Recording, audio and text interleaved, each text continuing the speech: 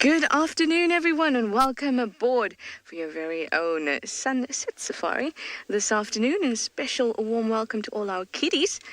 This first 45 minutes dedicated just to you. Hi, everyone. My name is Trishal, and I've got Davi on camera this afternoon. It's a wonderful, wonderful afternoon. It's very peaceful, very quiet, and a little cloudy. Can you hear that silence? It's beautiful. Absolutely beautiful. Now we have a couple dedications today. This particular drive is dedicated to Yvonne, whose screen name is Julia. I hope that you enjoy the drive very much. And then also Mia, my cat, dedicated to her lovely husband of 42 years. How wonderful. I hope that you've had a wonderful time. And of course, our beard has decided to dedicate the safari to Sammy. He is a cat that used to love watching Safari Live with him, and actually loved the birds and the cats. Well, hopefully we can bring both of those to you, RB, so you can think about your wonderful cat, Sammy. As for our kiddies, please remember, guys, to send your questions to kidsquestions@wildearth.tv, and we can chat about anything you like. How does that sound? It sounds great. I think it does. So I hope you're ready. You've got your juice or your water, maybe your binoculars. Maybe you can make them out of toilet roll holders. I just got that idea just like that. Can you believe it? We can do all those things. Get your safari kit ready, and let's go out and see what Juma has to offer. Now, my plan today is to first pop into the hyena den. Let's see how it goes. If they're not around, then we'll come back later, because I saw them yesterday morning and I'd like to see them today too.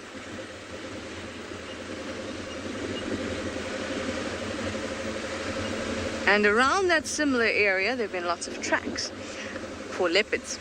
So maybe it's a good spot to just sit and listen as well.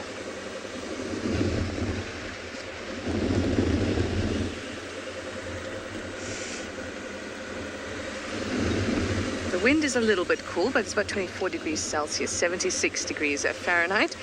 So not bad at all. I have a certain spring in my tires today since we're driving, and in my step. Anyway, I'm going to send you over to Dylan at Swallow to say good afternoon, and I'm going to see you again at the hyena den.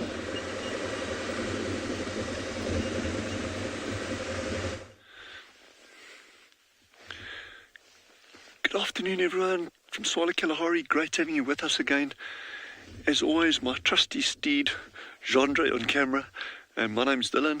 I'm not going to spend too much time on an intro here. We've just got 3 cheetah busy hunting. For those of you who joined us a week ago, we actually had this female with the 2 cubs that caught a kudu calf. So we're actually just going to see if we can keep tabs on these animals. It's going to be quite difficult. The bush is quite thick, and so I don't want to go through very, very dense parts. So we'll try and pick open areas. We're also not going to try to stick too close to them, because we don't want to impact on any hunting activity that might take place. Great having you with, so just bear with me. We're just going to wind our way slowly through and see if we can actually keep tabs of where they're going.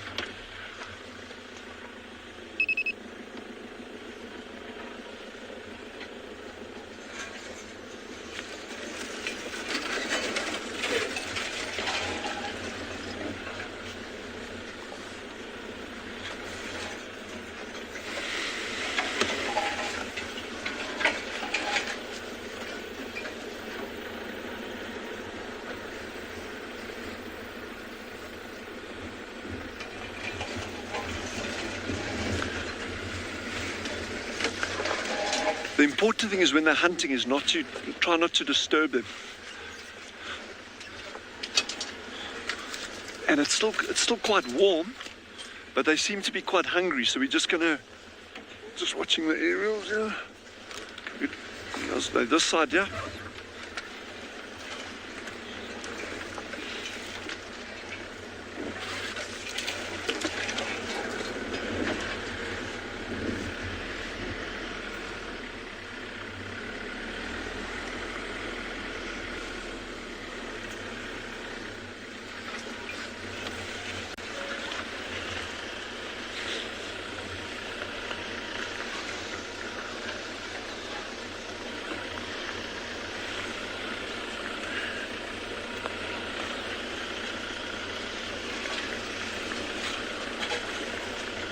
Okay, got them. Well done, well done. Chandra, you got a bit of a height advantage there, so just don't be shy.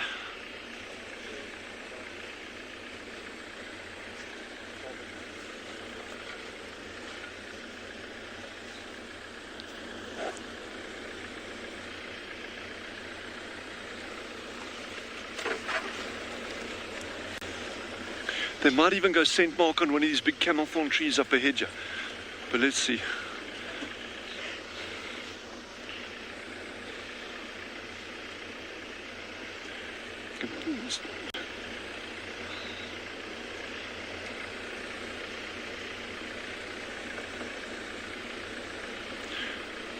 So these, I mean, it's so difficult to predict a hunt, what's going to happen. It's always a tricky thing, you know, they're moving through thick bush, but it's always worth it. So, but in the meantime, while we're trying to get a better location here, okay, there's actually the female standing in that.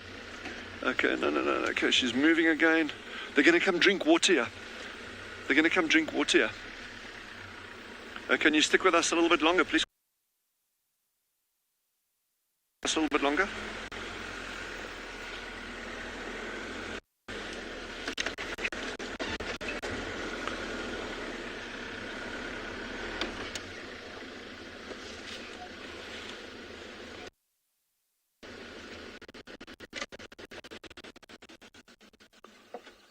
Okay, I think we'll head over to Ngala, then we'll head over to Ngala. We're just going to wait over and see if they come down. Yeah, so these cheetah may come down and drink water, but we're still just waiting for them to see if they come out here. And in the meantime, I think head over to Ngala. They've got a really good giraffe sighting down that side.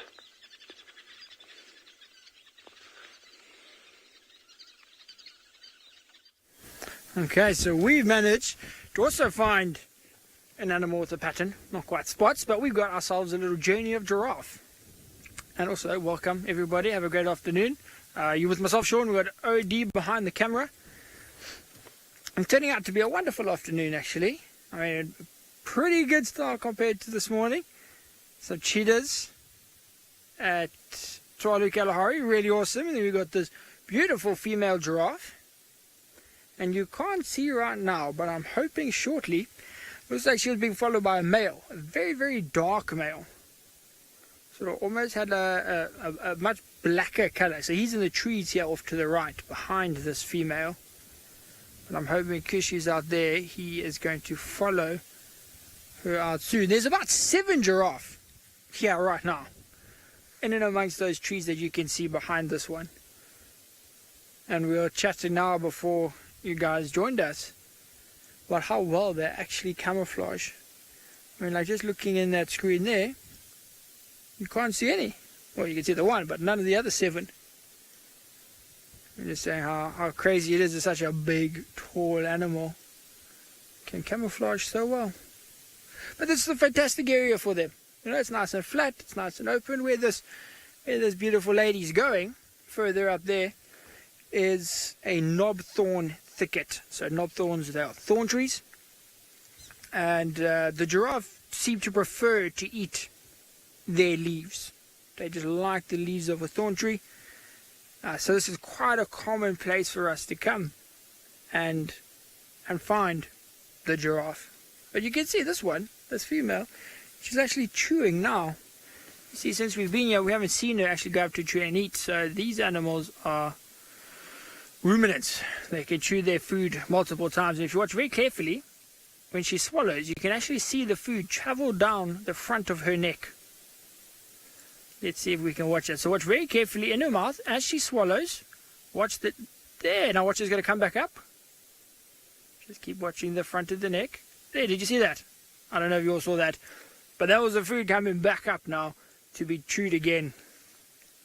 How crazy is that? You can see her swallow it and then bring it back up.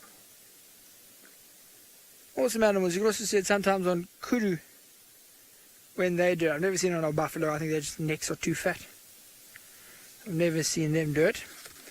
You see how she had a little glance backwards? I was hoping that these giraffe were going to show us where the lion were. That's why we came out this side. We were looking for the Birmingham Pride. This is along our eastern boundary. That tree line that you can see behind this giraffe, that is our eastern boundary, and this is the last place the lions were seen. So we're hoping they're going to cross back in here. But these giraffes are looking quite relaxed. Well, just this one giraffe at the moment. I think AD's found, oh, there he's found a head. He's found a floating head. Pretty cool. That's one of the other giraffes.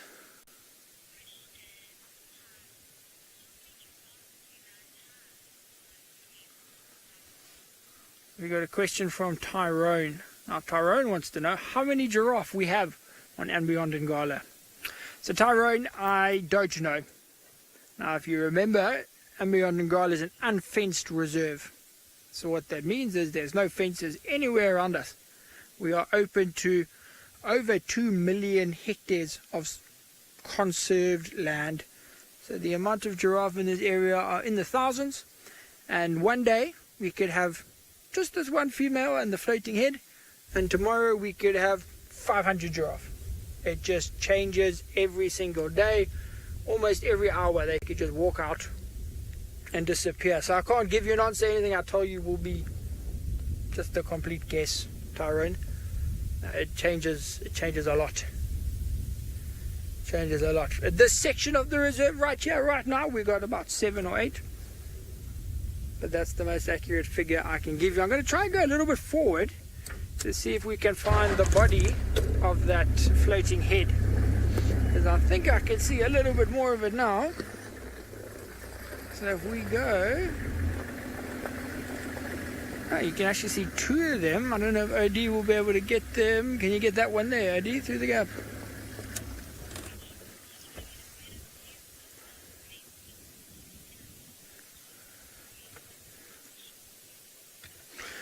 Okay, so we are going to spend some time here and see if our beautiful giraffes make their way out of the trees into the open. But while we do that, I'm going to send you to other beautifully patterned animals at Swalu Kalahari.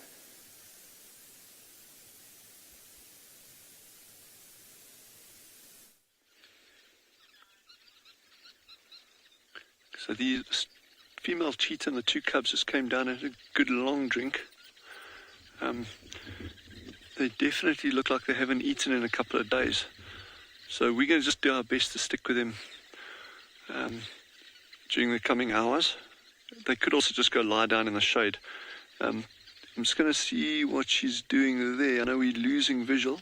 I'm going to try and reposition to see if we can actually get a better view there. But this is going to be totally worth sticking with these animals if we can. We're going to try to wiggle our way through these trees here without knocking our aerial off here. Okay, I don't know if you can see, that's a low one there for you, Chandra. That's quite low, eh? Okay, let me go around here. We're going to see if we can... See, they're scenting, or they were smelling that tree. So you may have found that there was another cheetah that had come past you earlier. So as they're moving, at least the female will be scent marking, and then not only doing that for herself, but checking what other cheetahs scent in the area.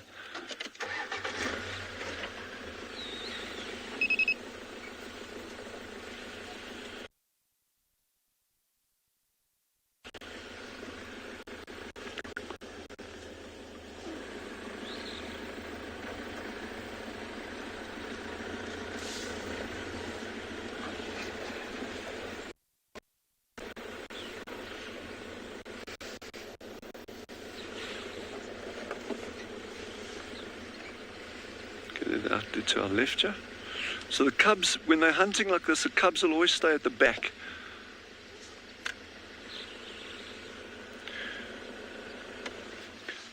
Gabriel, age 11, has just asked how old are these cheetahs. These cats are now about 9-10 months old, so they're still very, very young. They're not capable of hunting for themselves, but in another 6-7 months they're going to be on to prey items, and they're going to be catching. That one's now catching up with mom and the other sibling. So I'm just going to go forward here so we don't lose track of them. This bush is very thick here in places, and that's why I want to keep moving so we don't, because we can lose them very easily in these thickets.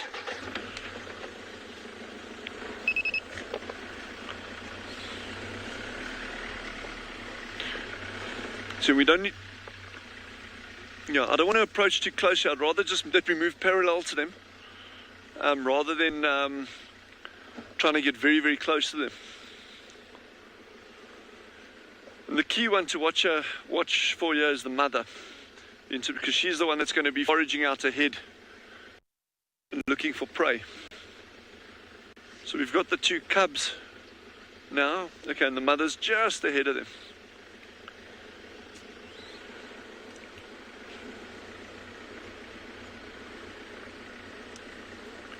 Also, when you're approaching animals, you should...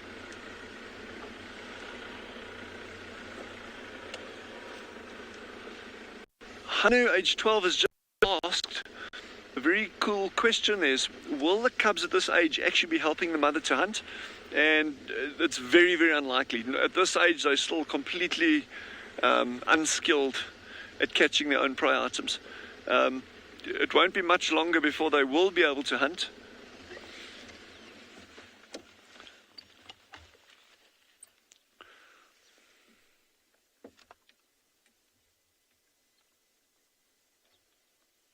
And there's the second one coming out there now as well.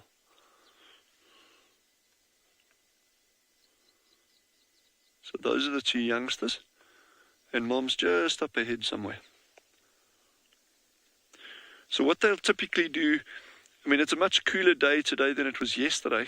I mean, it's certainly not cold. I mean, you can see we're all wearing light shirts. But as they're moving like this, they're obviously expending energy and building up heat. So they will walk maybe a kilometer or so and then go lie down and then rest and then get up and move again, lie down, rest, get up and move, lie down and rest. But the entire time, even when they're lying down resting, that mother will be keeping her eye open for any potential prey items. And if she goes hunting, if she actually starts a chase, what she'll do is she'll actually leave those cubs. The cubs will stay behind. She'll go catch it, and then she'll eventually start calling him in if she's successful with this high-pitched whistling sound. That's her tucked behind that tree with the white stems there.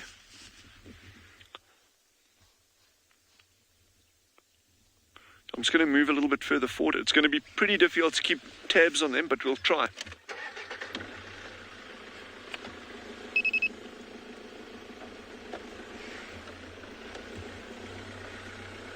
So we're going to try to keep tabs on them. But in the meantime, I think Taylor has some really good buffalo, so go have a look at those. So I'm just trying to watch your aerial there, but it doesn't get whack.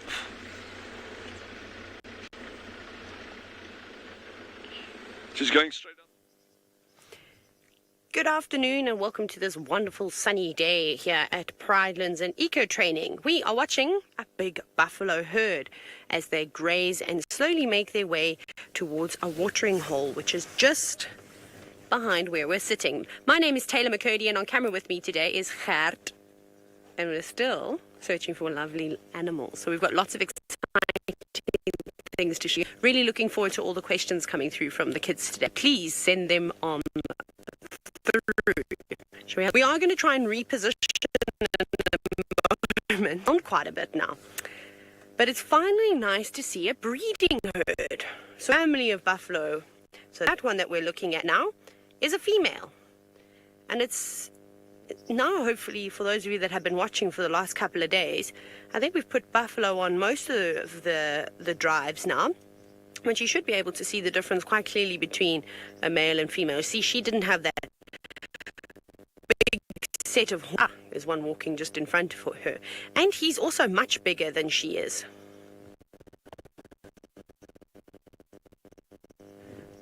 Stay here and watch where the buffalo go. I'm going to send you across to Steve to see how his afternoon is going.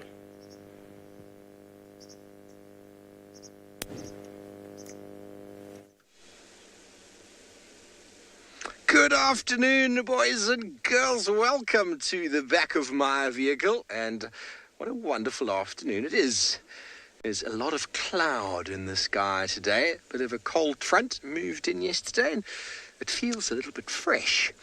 But what is good about weather like this is there's a good possibility that some of our very sleepy animals might be moving around. some of our animals such as leopards and lions. So we're going to just move around our property, see if there's anything that's been moving around in this afternoon.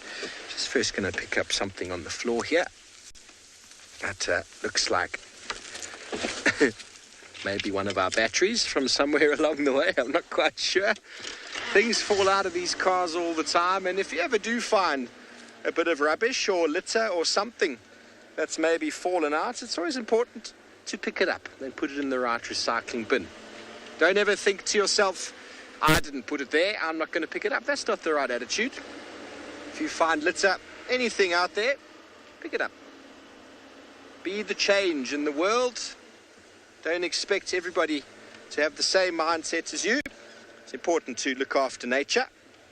And if other people aren't doing it, it's just because they don't understand. So we need to educate.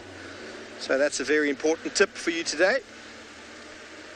Be the change. Okay, so we're heading west just to see if there's been any activity of anything coming in.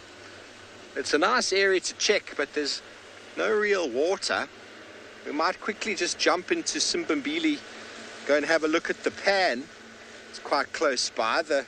We had a trio of leopards a couple days ago, and apparently they've split up, which is quite interesting. We also had a lion pride yesterday, and this morning, what Trishala did, and the Unkuhuma lion pride ate an entire buffalo in less than one day. I am absolutely blown away by that. Okay, see, here we go. Here's tracks of the male leopard that I wanted to see. I'm going to show them to you because tracks are wonderful. I like my tracks. You can see them. He's walked in two directions here. Here is tracks of a male leopard. And there. Now this one goes this way, and this one goes that way. Now, what has he been doing? I think that the male, there were two males following the female around, and she's had enough of them behaving like boys, and she's just moved off. They actually found her on the northern boundary this morning, going into the reserve next door called Manyeleti. It's been confirmed. I had someone tell me that this morning. I wasn't quite believing it, but pictures were taken and it's been confirmed. So I was tracking a male leopard this morning, and I think it might have been one of these two boys that came in. But let's quickly send you over to Swalo Kalahari, who's got some cats already.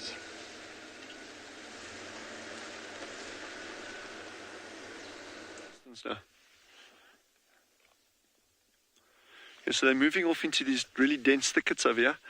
We're going to try and find out, there's some nice open areas to the left and then also to the right. So we'll try and wind our way through here and keep tabs on them. But yeah, this is just going to require a little bit of patience. Maybe not like meerkat badger patience, but patience nonetheless.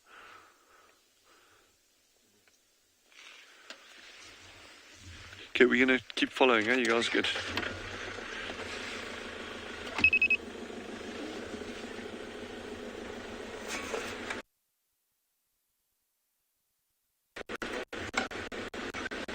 Going way out that direction there.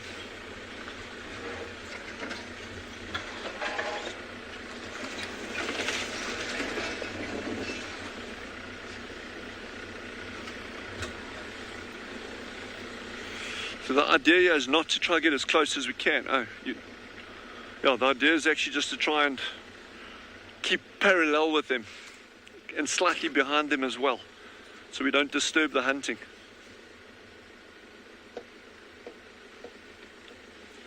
It sounds like Charlotte has some mongoose, which should be really good to watch. So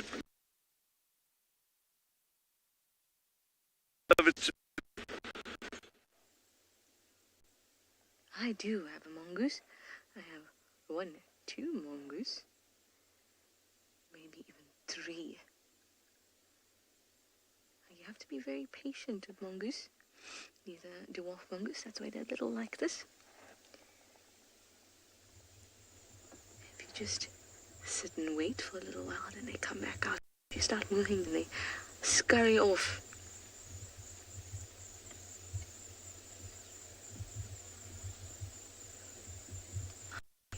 cute. So they'll be looking for little insects, maybe even some scorpions, some spiders that they can eat. They've got to use their noses, just like that, to sniff out any prey.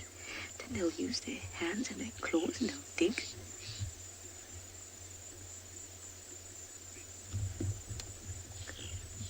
Oh no, it looked like it was going to run towards me and attack me.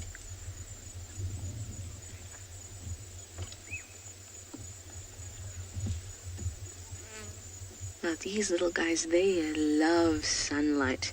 They like to get nice and warm. So you'll find them in patches of sun. That's exactly what this little one is doing. There's actually quite a few of them around.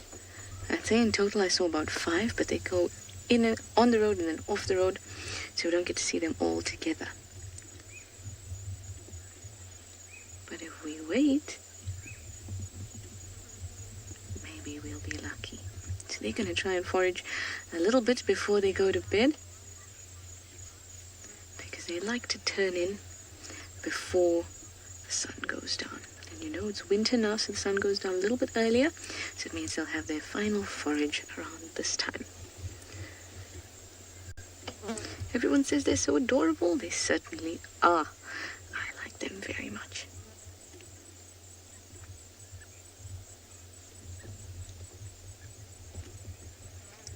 They run so fast. Grumpy old man, you say it was charging. It was charging me. Now it's charging away from me.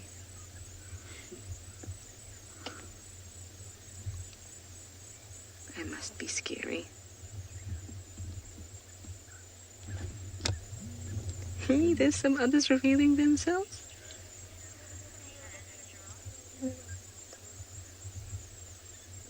Just too adorable, too tiny.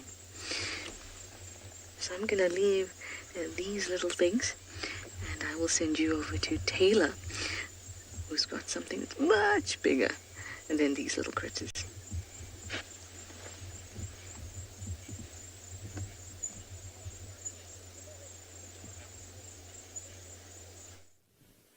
That we do, but I reckon if we look close enough on the ground, we might even be able to find some mongoose. But right now, we are focused on the tall giraffe. And we're not too far away from the buffalo. It seems as though we'll have buffalo and giraffe and impala and hopefully some elephants soon, all interacting with one another as they make their way towards Leopard Dam. But there's lots of different giraffe here. This is one of the bigger herds that we've seen. I think there must be about 10 or 15 of them, all just moving around, and they seem to be chasing after a female. Those are 2 young boys that are after that girl over there, but she's not having any of it this afternoon. She's actually disappearing. But Kat, I've seen another animal. Can you see the hornbill?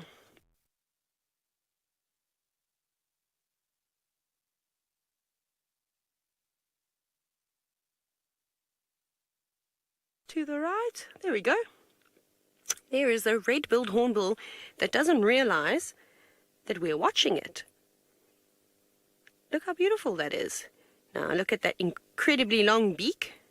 It's quite amazing that a bird can have a long beak like that and use it so accurately. So what it's doing right now is it's just cleaning its feathers. And feather maintenance is very, very important. It's just like us having a shower all the time and making sure we're nice and clean. Sometimes these birds will have a bath in the water too, but they prefer to just sit like this on a branch and run their beak through their feathers.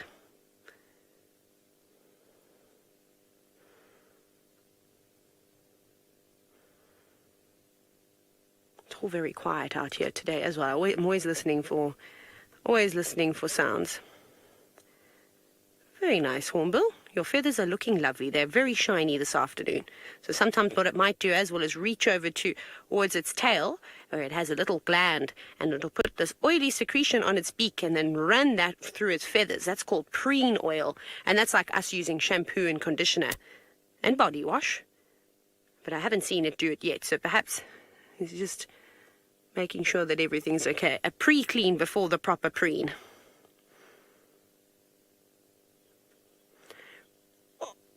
off you go back to the Swallow, Kalahari, where it seems as though the cheetahs are doing something interesting.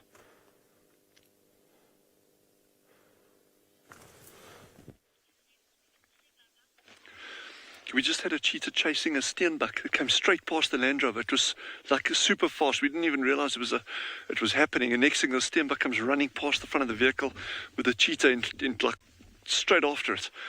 They've disappeared off into the thickets on the right, one of them, and then the other one has moved up to the left over here. So we're just listening to see what's going on here, and then we're going to start moving in here a little bit.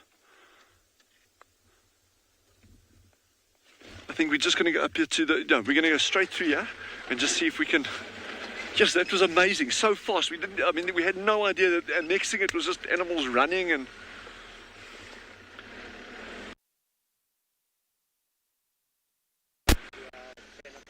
Okay, coming back. Okay, there we go. Okay.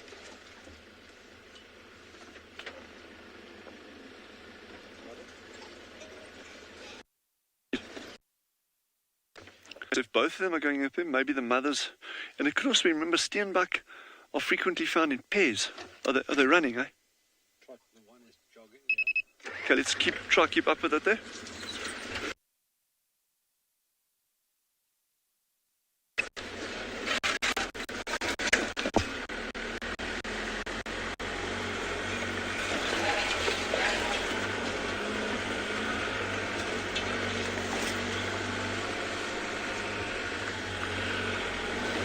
Okay, straight there.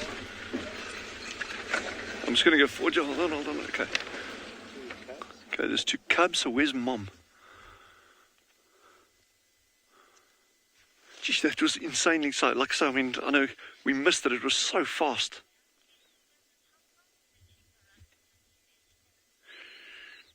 Dalia, age 7, has just asked, how fast can a cheetah run? On paper, they can run like... not physically on paper, but theoretically they can run up to just over 100 kilometers an hour. In real life, in the bush, chasing stuff, there's no ways a cheetah is ever going to reach top speed. I would be very surprised if any cheetah has ever reached its absolute full potential in terms of speed in a hunt, just because these animals that they're chasing are ducking and diving and running through bush, and they're veering away from holes and that kind of stuff. So for a cheetah to actually build up to its maximum speed in a wild environment is very unlikely. And a lot of those tests that were done on cheetah speed have been in controlled conditions in captivity. So, but out here, that's not going to happen. But they're still extremely fast.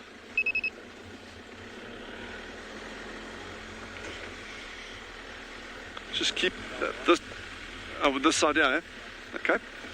What distance? Okay. Just say when you can see them.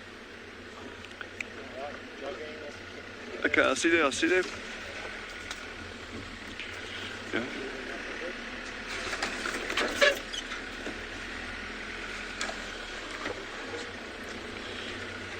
Gabriel's just asked if cheetahs will hunt during the day or at dusk and dawn or at night, and they'll actually hunt at any time of day as long as the temperature's okay. And like now, the temperature's actually really nice. It's nice and cool. It's not too hot, not too cold, and they'll definitely hunt in conditions like we've got here at the moment.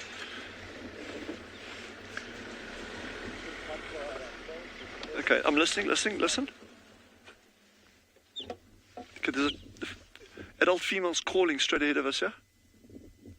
Or is that one of the cubs? Okay, the cub's calling for the mom. Okay, there's two cubs here.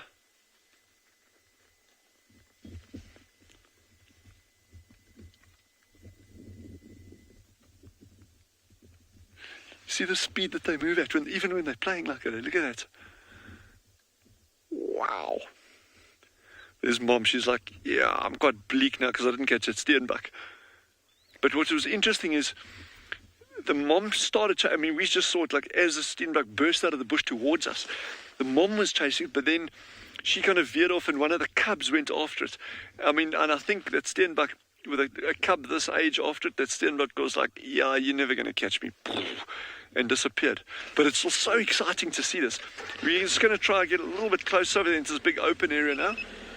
I'm actually glad that they've moved up here. It'll be easier to see them.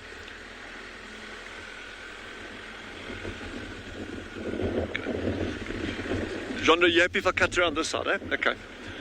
So while Jandre and I are just trying to get another glimpse here, I think head over to Pride Lands and see what they got on that side.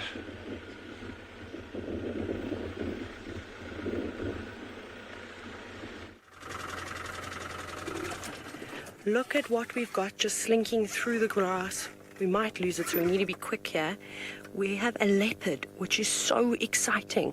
This is the first time we've been able to show you a leopard, and it seems to be very fixated on something. There's lots of giraffe, lots of impala, as I said, around here, and this is amazing. So we're going to have a proper look at it in a minute. I don't know the leopards here, and I don't know how relaxed they are, so I haven't seen if it's a male or a female. I'm going to try and go back where we came. Gert, will you keep an eye on it? I'm going to just focus on reversing. Sorry, it crossed the road right out into the open. It was amazing, but it was so quick. I was just trying to keep an eye on it that I honestly didn't see if it was a male or female. Let's have a look at the picture that I took. It seems to be quite relaxed though, so I do apologize. I'm just trying to find a gap where we're not going to make too much noise, but I feel like it's okay. It's going to be virtually impossible. We'll try and get in here.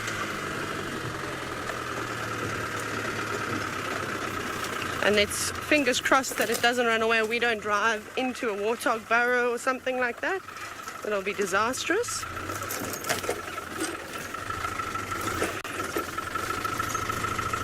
Straight ahead.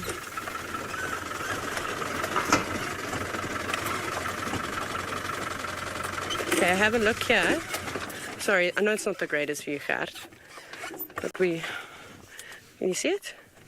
Let's just have a moment here because it is heading towards the drainage line and we could lose it, and this is very exciting. Wow. This is pretty epic.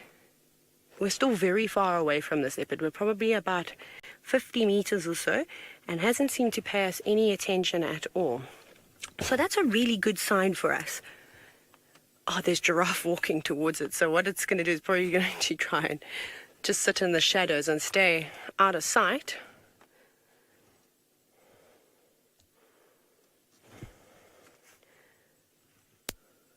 Oh, big yawn. Most likely resting up for most of the day. You can see by its canines that they're quite stained yellow already, so it doesn't seem to be a very young leopard.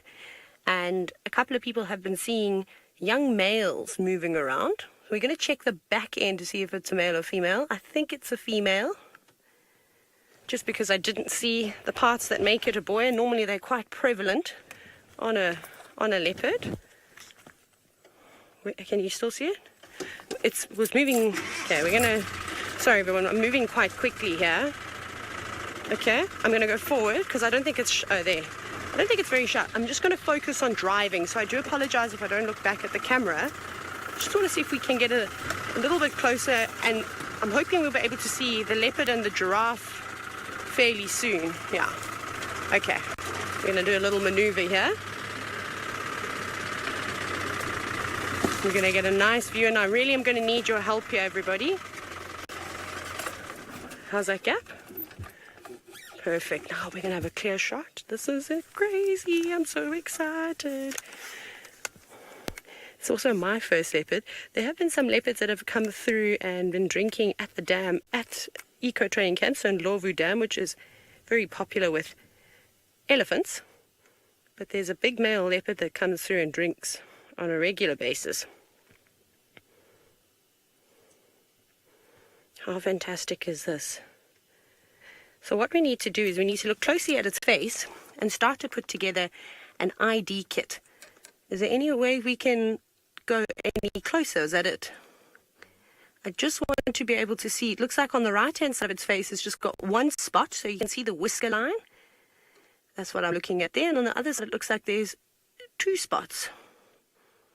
So 2:1 would be the ratio we would use. It has got a fairly pink nose, but just by looking at the teeth, it doesn't look too young. and they're a little bit yellow.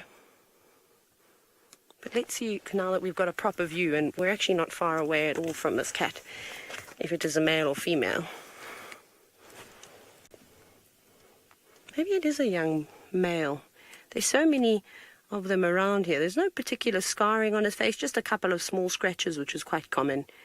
Ears looking nice, Nick. A little bit fly bitten. You can see some scabs over the top of the ear. But this is all normal. The leopard is actually watching the giraffe because the giraffe are all deciding to fight. You know what there is? There's a baby giraffe. I wonder if it spotted the baby giraffe. What do you think? Can you see it? 12 o'clock. Well, we don't have to go there now. It's behind the bushes, but probably about equal distance away that we are from this leopard. Maybe the giraffe is a little bit further away. Maybe it will go for that. And it's not super uncommon for leopards to hunt giraffe. In East Africa, it's a normal thing. And there's some leopards in the Sabi Sand where Steve and Trishala are that have been known to hunt the odd giraffe calf. That one might be a bit big, though. But these are very powerful creatures, so we shall see. Leopard, if you'd like to just stand up and take a few steps forward so we can see what sex you are. I mean, it's not a massive leopard, but it's also not particularly small too. And I've seen some fairly big females in my life too, where from a distance I've called male leopard.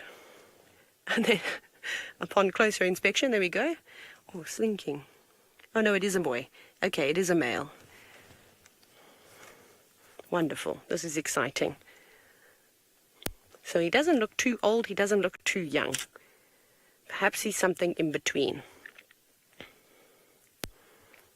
There we go. That's nice. Sometimes it's hard to see on these monitors with the glare from the sun because we are sitting out in the open. That leopard is going in the direction of that giraffe calf. So we're going to try and stay where we are because we're going to have, I think, a nice view of them both. I'm just trying to keep her. Oh, now, of course, everyone's gone behind the bushes. Okay, let me see if I can move a little bit. So wait, there's the mother giraffe. Can you see the mother giraffe walking? And then was over there. The youngster should come out in a moment behind those bushes. I'm just going to keep an eye to see where that leopard is going. This is so cool. I'm so excited. So literally, we've got elephants, buffalo, giraffe,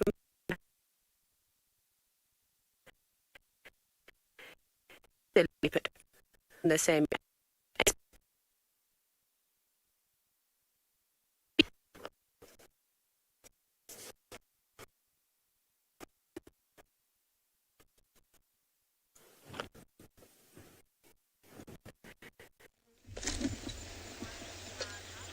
Sorry about that, guys. You just lost Taylor, but how exciting that we've seen the first leopard on Pride Land. So I'm very, very happy for Taylor and for all of us for seeing that.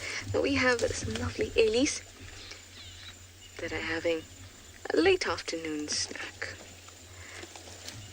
This big girl here is snacking on some knobthorn. And she's been on this tree for about the last 10 minutes. So it must be some really juicy shoots.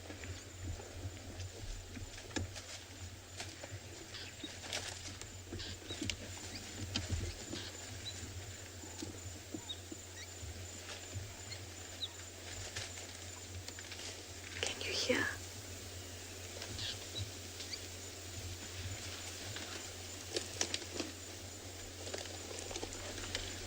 That's her chewing.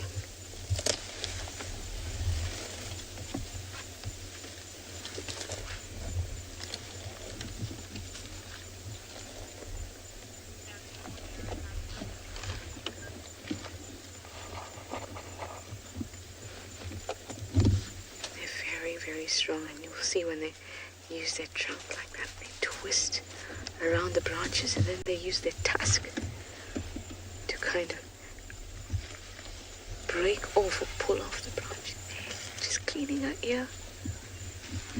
I love watching the way they use their trunk because they're so careful and deliberate.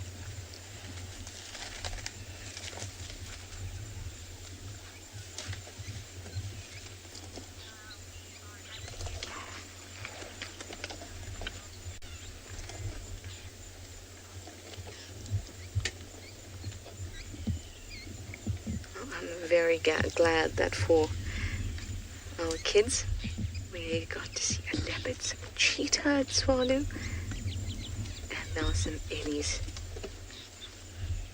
But that draws a close to our kids session. But of course, please stay on board and see what else we can find today out on June. But we now invite all our other viewers to go ahead and send us your questions using the hashtag WildEarth or the YouTube chat stream.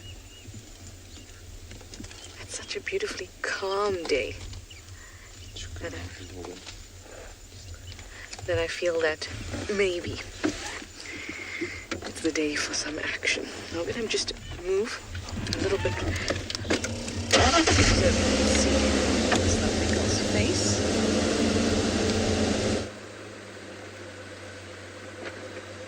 This herd is just really calm, I guess, in the whole theme of the day. Everything's super pleasant. The wind is just lovely. Everything is beautiful, including you, big girl.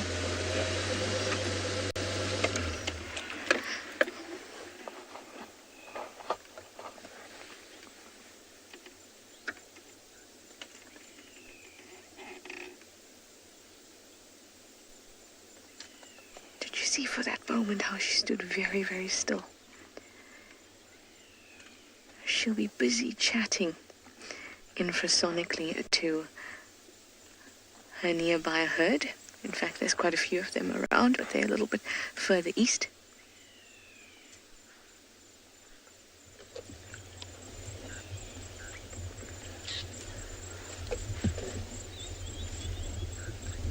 I'm just going to be quiet because there's some beautiful sounds. I just heard a fish eagle in the background.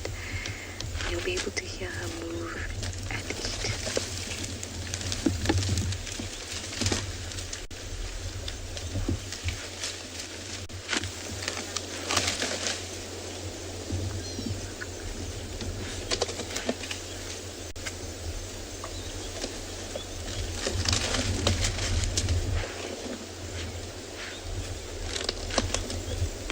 That swish, swish that you can hear is actually a tail. Listen out for it.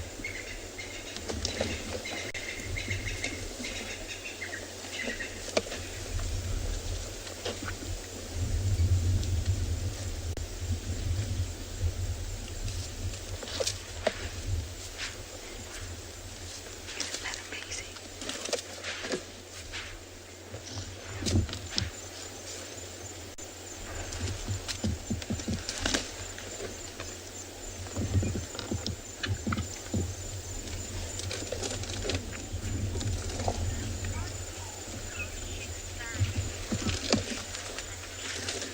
Anushka, you'd like to know, how do elephants know to shake the sand off the grass?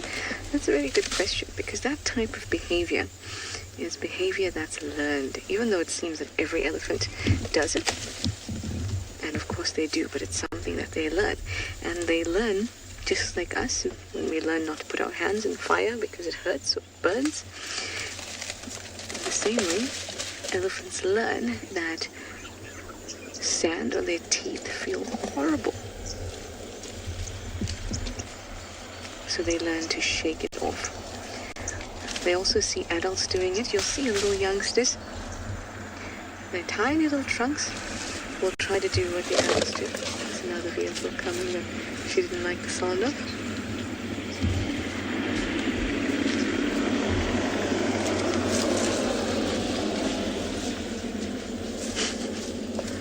Almost looked like she was throwing her hand up at them. But, so that type of behavior Anushka has learned, and you'll find little ones will pick up bits of grass and not actually know which part to hit on them and just kind of hit it in general. But that's how they learn. And then when they get sand into their mouths, they figure out that, hey, this is not very pleasant at all. And then that behavior is learned.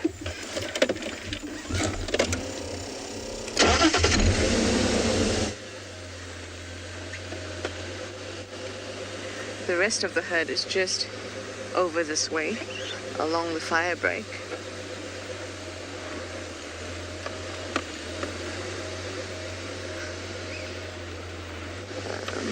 Let's see if we can get another view.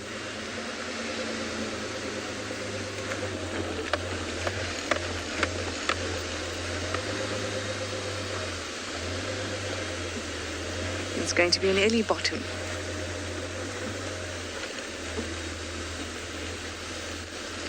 Alright, let's not follow her too much. Let's just watch her as she moves along.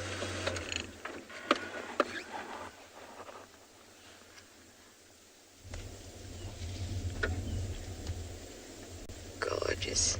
I know that the bush is drying, and in a way it's I guess sad, because it's a time when everything is scarce and animals don't get as much nutrients, etc. But there's something very beautiful about it, and it's just part of the way that the ecosystem works, and I think that the grass looks stunning.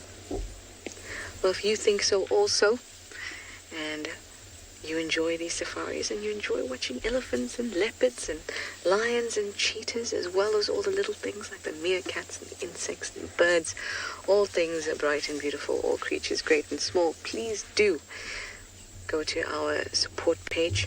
There should be some details coming up on your screen, and do what you can so that we can continue to do what we do. We would really appreciate that.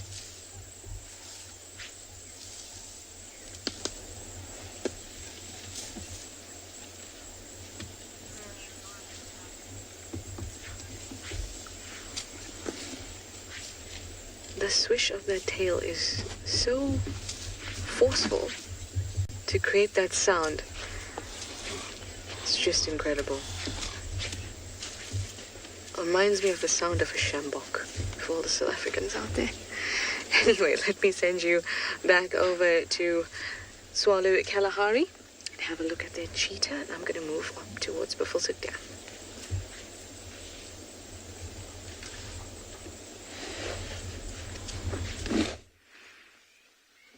So yeah, so Mom has just been lying here the whole time. There's been no activity apart from now. But as we said earlier, she'll move, hunt, lie down, rest, move, hunt, lie down, rest. But she is super alert, and she just keeps watching the whole time. So moving through these thickets is pretty advantageous for her in terms of small prey items, or the potential for small prey items that she can flush, like steenbuck, duiker, even springbuck. There's actually a number of springbuck with lambs around at the moment, because they can lamb at any time of the year, really. So moving through these thickets can really, she can flush something. And the cubs are hungry. You can see they just constantly sniffing around and looking out. And so we're just going to stick it out, and I really hope that we actually get something a little bit later. The breeze is coming across us. It's not great for any scent in it for them. I mean, they primarily hunt using eyesight. Scent's not their strong point. Yes, this little cub is, come on, Mom, get up and go do something, like catch dinner for us. So we've got a nice big open area across to our left-hand side. And that big valley that Jandre is going to go into now, in the distance there's two huge trees on the hillside. She may go through that valley. There's normally a lot of game inside there. I'm hoping we don't, it's not a great area for us to be moving in. So I'm actually hoping that she's going to carry on down parallel with the mountains. There's a lot of game in both of those areas, so we're just going to have to wait and see which way she chooses. Or she may even catch something before getting to there.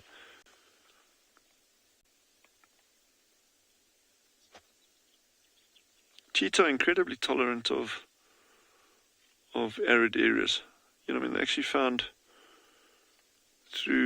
right into India, very, very small populations in the Middle East still left. But any kind of relatively open environment that's got suitable prey base, you'll get cheetah. Very, very specialist cats, though. If you compare them to leopard in terms of adaptability, that leopard are just the past masters of being able to survive in pretty much any habitat that they get put in. I mean, barring super dense forest and true desert. And the Arctic. And the Antarctic. But apart from that, they're found everywhere.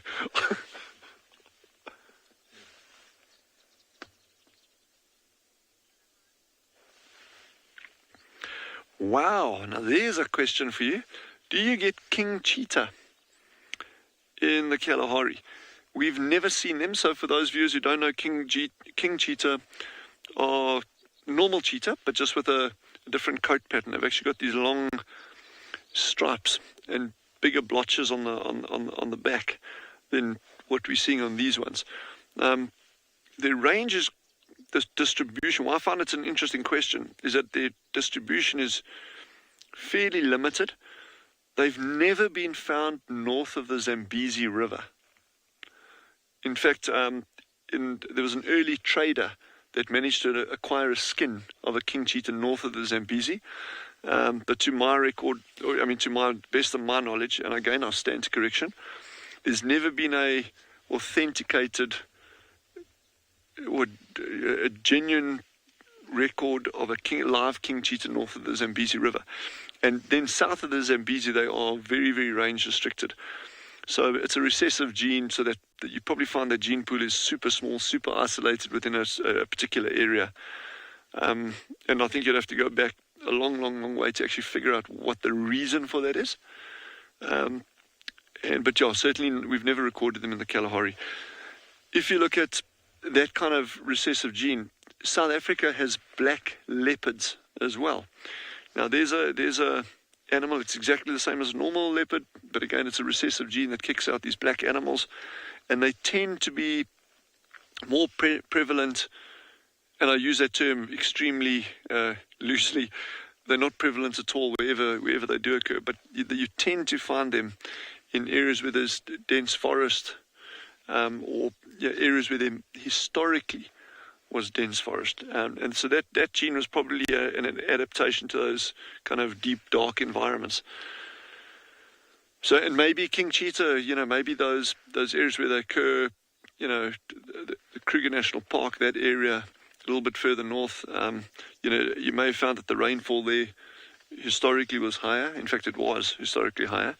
And with lusher vegetation or something, and maybe that coat pattern was just an adaptation for that. It's very cool to see them. I've only ever seen one wild king cheetah in my entire career.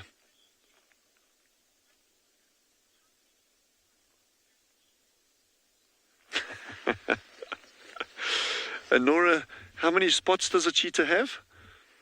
I have the exact answer for you, in fact. A cheetah has as many spots as a cheetah has. But I have actually no idea what that number is, but they have as many spots as they have.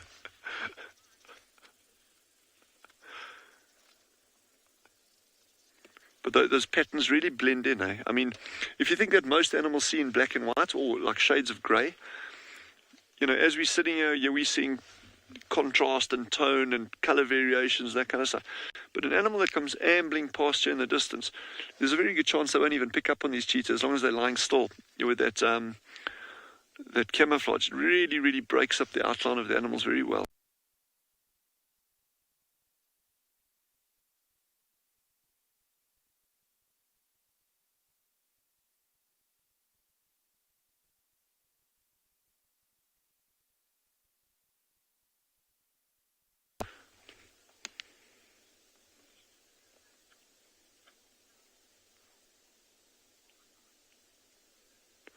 Wow, there's an interesting figure. Apparently cheetah have around 2,000 spots on them. Sure. That's very interesting. Good call.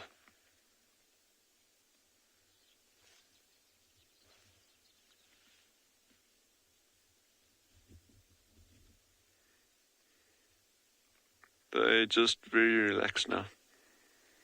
And look at that cub lying on the right, how camouflaged that one is, just behind those little scraggly bushes there. I mean you got two tiny little bushes in the way, and it, for all intents and purposes, just disappears.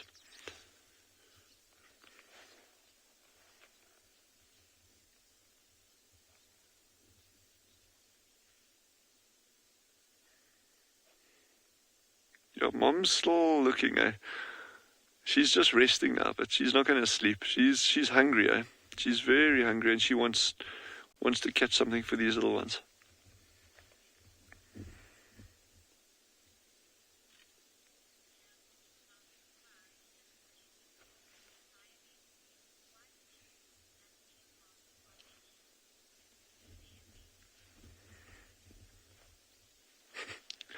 Camille, aged 8, has just asked a great question in terms of the coat, or the color patterns and the spots on a cheetah. She's asked, why do they have those tear stripes?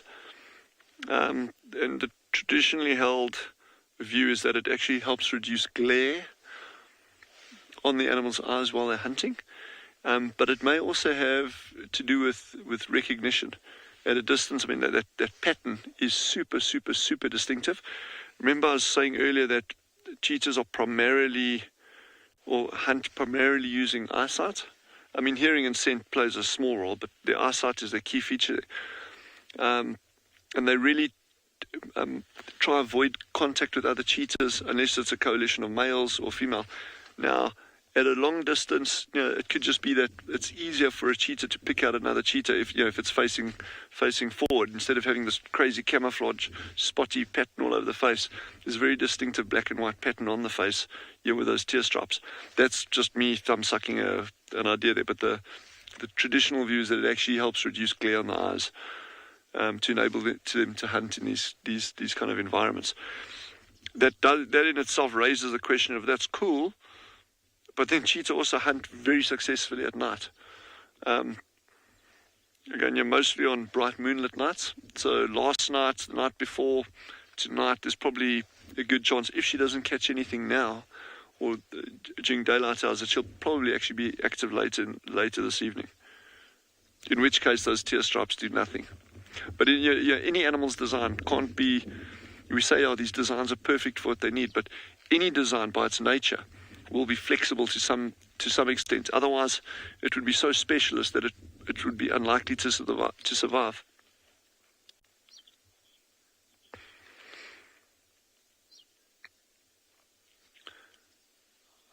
We're just going to spend more time here, and I think they have a squirrel in Juma.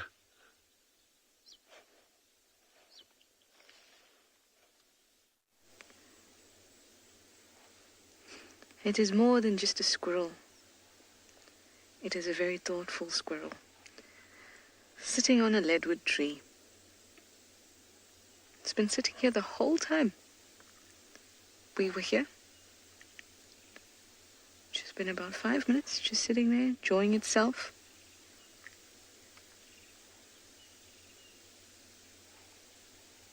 It looks a bit tense, I know, but I think that it is just thoughtful and happy, enjoying a bit of the sun.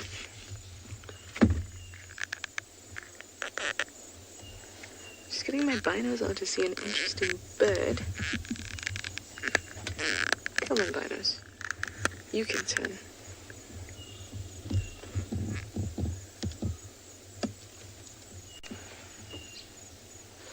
Oh, I could be wrong, but I think I just saw a Birchall's cuckoo. I'll point it out if I can to you, Davy. It's just in this inside of it, a little bit higher, and it's just in there. It's going to move at some point. I've only seen it once before here.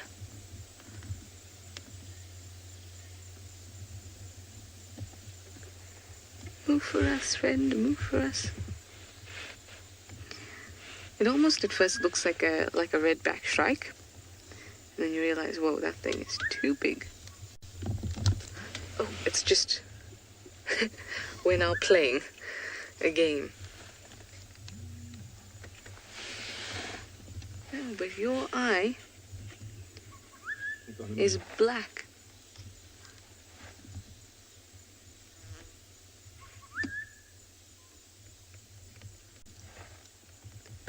It's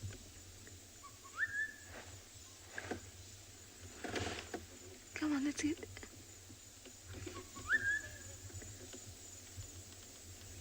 Eye is brown, black, not red. So, the Burchell's Coco has a red eye. But if it's a juvenile, then it will have a dark eye. Interesting. Wasn't the best view, but it's still really nice to see. I'll go and have a look at your guys' screenshots. Before. Yes, I was going to say, let's have one more last look of the lovely squirrel. Hopefully you won't. No, it's too zen at the moment.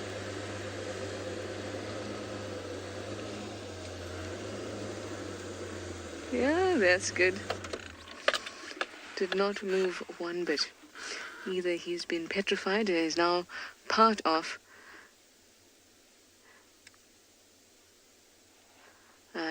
the leadwood and is now solidified.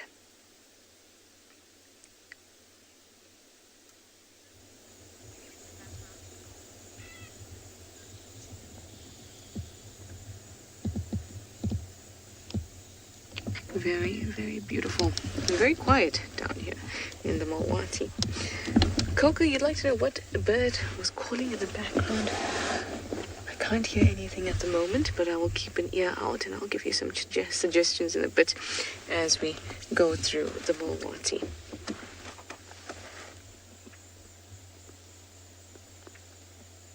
It's exceptionally quiet. I hope it wasn't the squeaking of a rusty.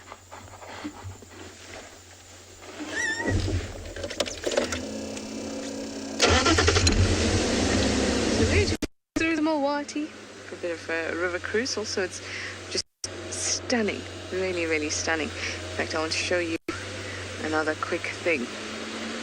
There's lots of, like I showed you, the leadwood there, which is a very dense wood. It's Combretum imberbe, which is a beautiful tree. Beautiful tree. And the other tree that we get around here are the tambortis. And as winter's settling in, the tamborti leaves are starting to get really, really pretty orange-red just towards the top. There we go, gorgeous. Was that Sam? Sam, 13 years old?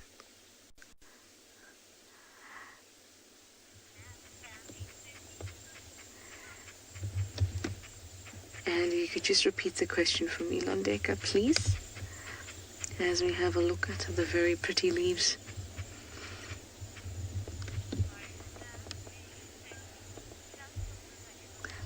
Does the river ever flow? Occasionally it does. It really does. I saw it for the first time this wet season, and I had a bit of play in it as well. Just dunked my feet in. But it does occasionally. Not very often. We had a very good rainy season this year. And I think the last time that it had flowed like this was many years ago. I think, was it 2014 or 16? Something like that.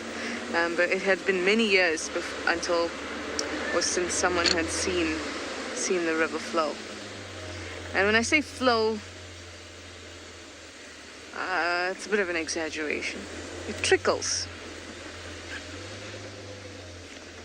So pretty. Very, very pretty. I love driving through the Mawati, and I love just to show you that. It's all just so pretty. But Swalu has something that is also very, very pretty. So let's go back over to Dylan and his cheetah.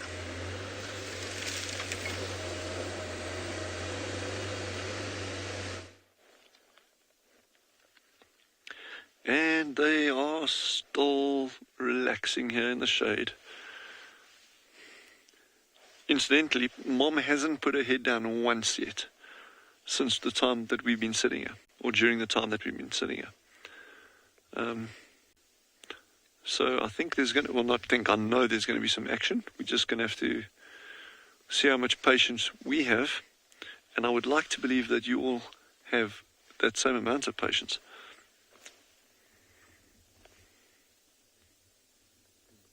So the thing now is, if you get another predator coming along, and apparently the wild dogs were in this area, I don't know exactly where, but you know, if they came along, this cheetah's going to bolt. So that's something to be aware of. That, and jackals. I mean, jackals will mob her as well. You know, if she moves through a territory of some jackals, you know, they could mob her very, very easily. But they'll normally, I think, they're going to hold out until she's caught something, and then could be a little bit of interesting interaction going on there.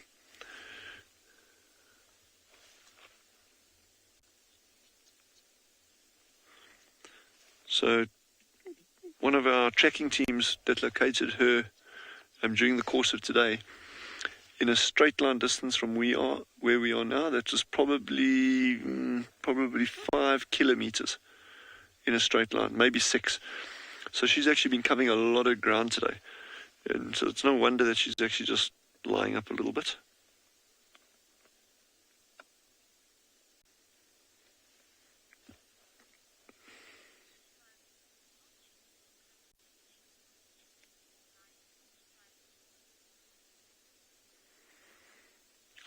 Sorry, I didn't get the name there. Apologies for that.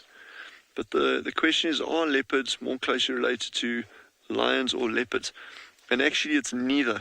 They're a completely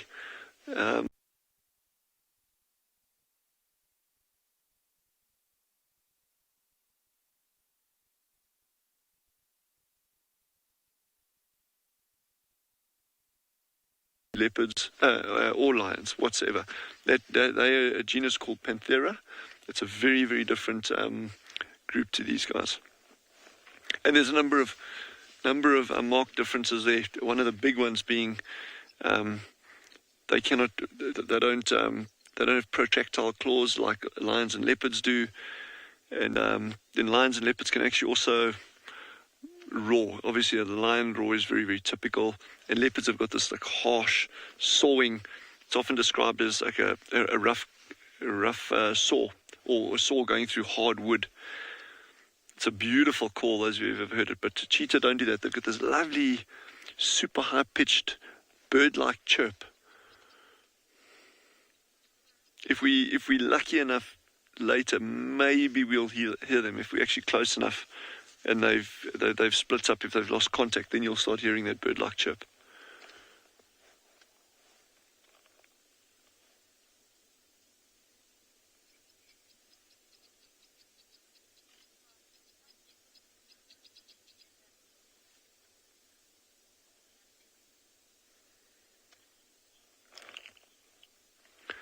So we're going to move over to Pinda. Apparently they've located a leopard down there, so that should be quite fun. So enjoy that.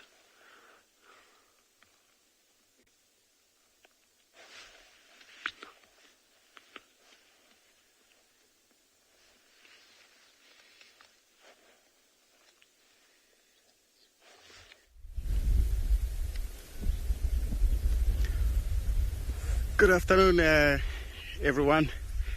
This is Dumi from and Beyond Pinda Private Game Reserve. So we've been looking for cheetah for the whole this afternoon. Finally, we managed to find 2 of these male cheetah. So they're just lying down at the moment. We're hoping they're going to move out and start hunting because they look quite thin at the moment. So I hope everyone will enjoy. Stay with us and see what's going to happen.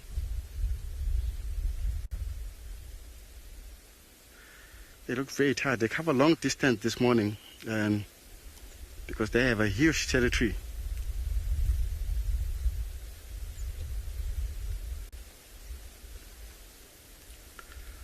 Wow, look at the ears, just keep on flicking.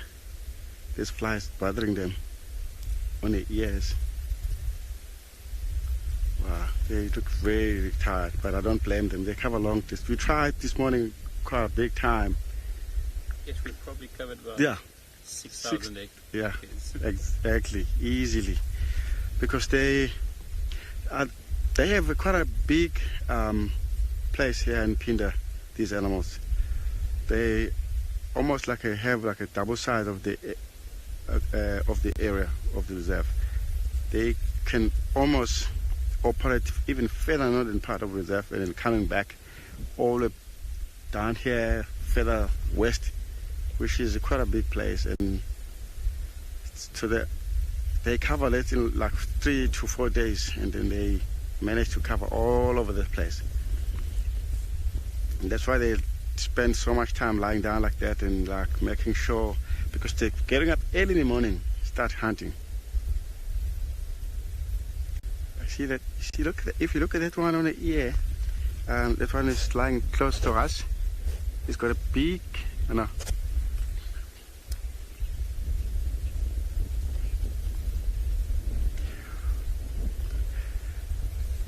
Question from Menamu. Menamu, that it's good question, Menamu, because if you look at these animals, if you don't know them, you can easily mistake them quite easy, because if you look at their sport, if you don't look so many details on that, and you can easily get confused. So the difference is cheetah have the dot spot, comparing from the leopard have a rosette spot. But the easy way to look, if you look on their face, you can see the cheetah have this tear mark, leopard doesn't have. And also the body shape is totally different comparing to each other. Cheetah, they very slim, almost like a greyhound, and you can see they're bold for speed. And leopard, very stocky. You can see they're bold for power, so they can be able to climb up on a tree with the big prey. Cheetah don't able to do that. Munamu, I think you got that right.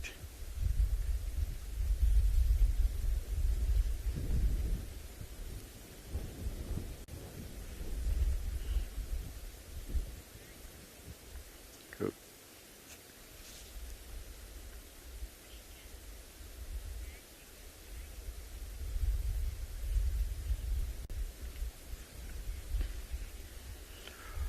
Yeah, a magic dragon. This cheetah are quite old males, but not very, very old. Like 9 to 10 years already by now, these two males.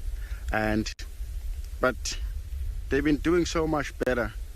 They can even live longer than that what we normally expecting, because depending wherever they are, they're not very old at the moment. They're in a good age for now.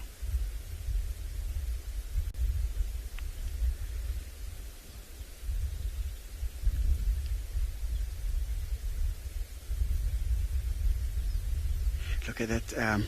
The mouth gets up. If you look at them lifting the head, it's the same way. It looks like they just want to walk. It's amazing to see they're trusting us more than anything to be around them, because normally cheetah, when they're lying down like that, if you remember that when we arrived here, they were both facing different directions. So now they actually facing same direction, because they know we are on their side. We actually they don't have to worry about us anyway. Look, the one has gone back to sleep again. I think also the sun is the reason why they're lying down like that.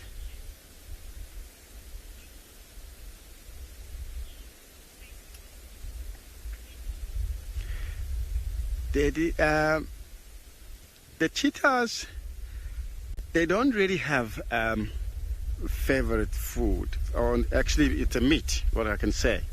They prey on animals like impala. Something smaller than impala, they'll go for it.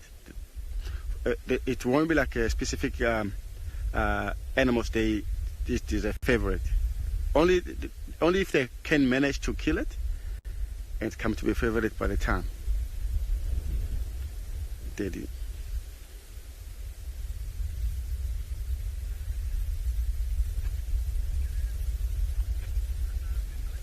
Look on his face. He's got a few scratches because it's been so many challenges, and even if you look on in his right ear, it's got like a small piece of skin hanging. Maybe not very long time, maybe a couple of days ago, he's been on a fight again, and you can see a little bit the red skin up there hanging. So because of this, they trying to move all over the place. They just come across maybe some other animals like cheetah, other male cheetahs, and then they cause fight. So it's one of the reasons why they could hurt. But the other one, he's got no scratch on his face like his brother.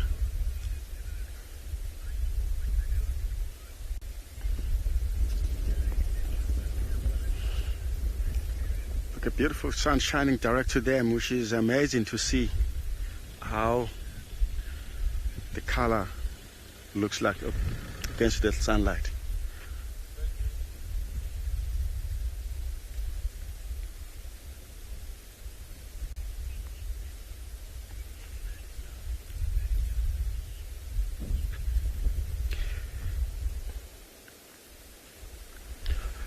Okay guys, because of these animals at the moment, they're still lying flat, we'll hang around and just see what they're going to end up doing it. In meantime, we'll head straight to Steve in Juma.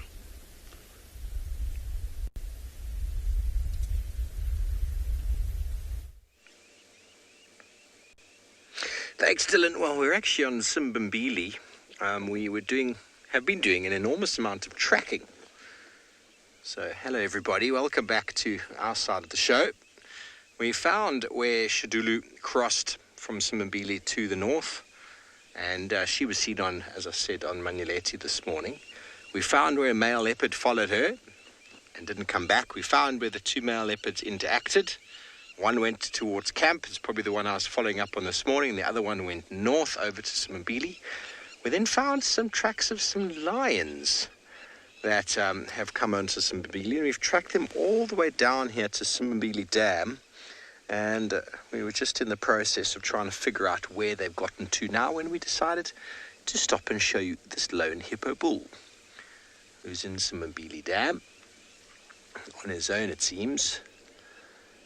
But I'm quite interested to find out what lions these are, because it seems to be a cub amongst them, maybe two. There's definitely a male and one, maybe two females. Now, who on earth could they be if not the Unkuhuma Pride? So, we're going to see where they go to. But for now, hello, hippo. The light reflecting off the water is very, very bright. I cannot look to my right. Bika is struggling. He's got his peak cap down to prevent his eyes from burning.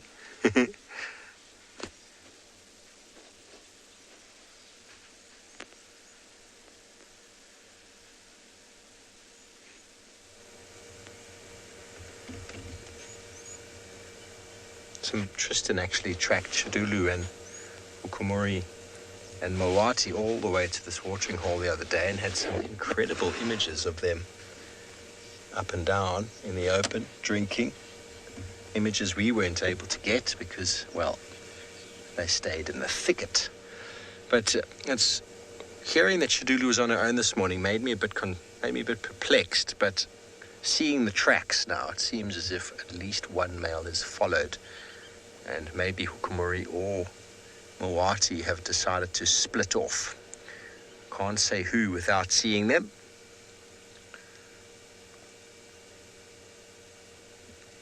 Maybe she's just done with those boys' antics and she's gone off to Manuleti to find herself a male who's actually just going to do the job and stop messing around like those two boys have been doing. Been posturing and chasing each other and shouting and growling all day long. They're probably completely knackered from all of that.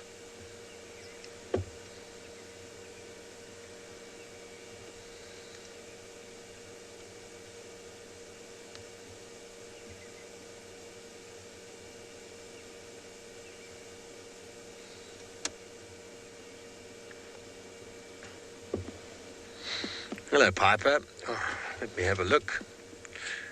What insects you want to know around the hippo? I'm not really sure. Some midges, flies, many insects associated with water.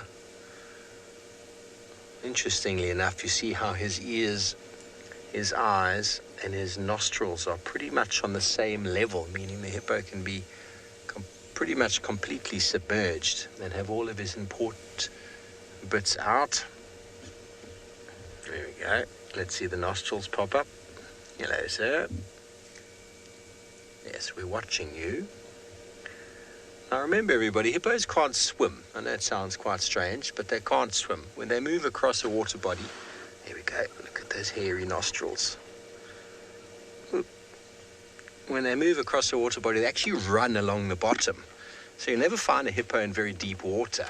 If they are in deep water, they generally move through from one side to the other, and they're generally standing on the bottom. When it gets shallower, they just lie down on the bottom. So very energy conserving.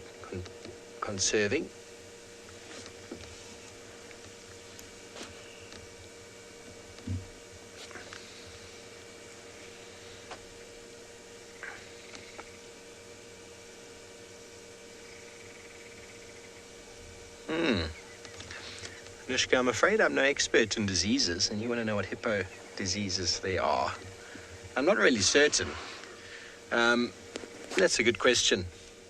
There's many wildlife diseases that are transferred, but I've never heard of anything associated with hippos.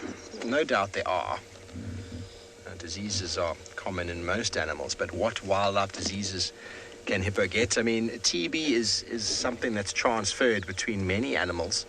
It gets transferred via leaves, vegetation. So if an animal has chewed on a leaf, it might smear a bit of its TB saliva on there, and another animal can actually contract that. But hippos are mainly grazers, but that doesn't keep them away from it, because buffalo are carriers of bovine tuberculosis, and they graze. So a hippo could quite easily ingest something that a buffalo's left behind, but I can't think of anything else that has been known to affect hippos. Their biggest threat is drought. No doubt there are some diseases I'll have to look up for you. But we're going to move on, see if we can keep tracking these lions in the meantime, all the way over to the cheetahs in Tswalu, Kalahari.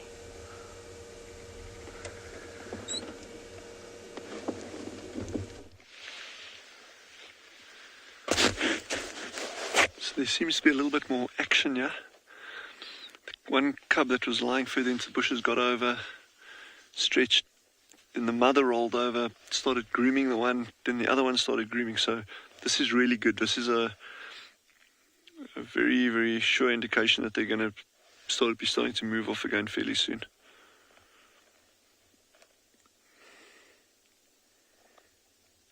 And again, this is, just affirmation of social bonds. This grooming is very, very important for them. Apart from the hygiene side, it's like around the head and the shoulders and the mouth, and that it's on the face, it becomes very difficult for the cheetah to groom themselves, particularly on the neck.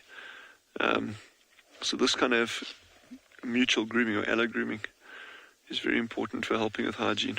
But the social side of it is crucial.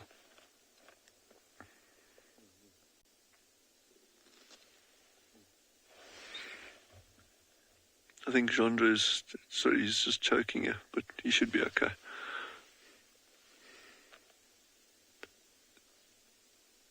She's going to get up and move very soon.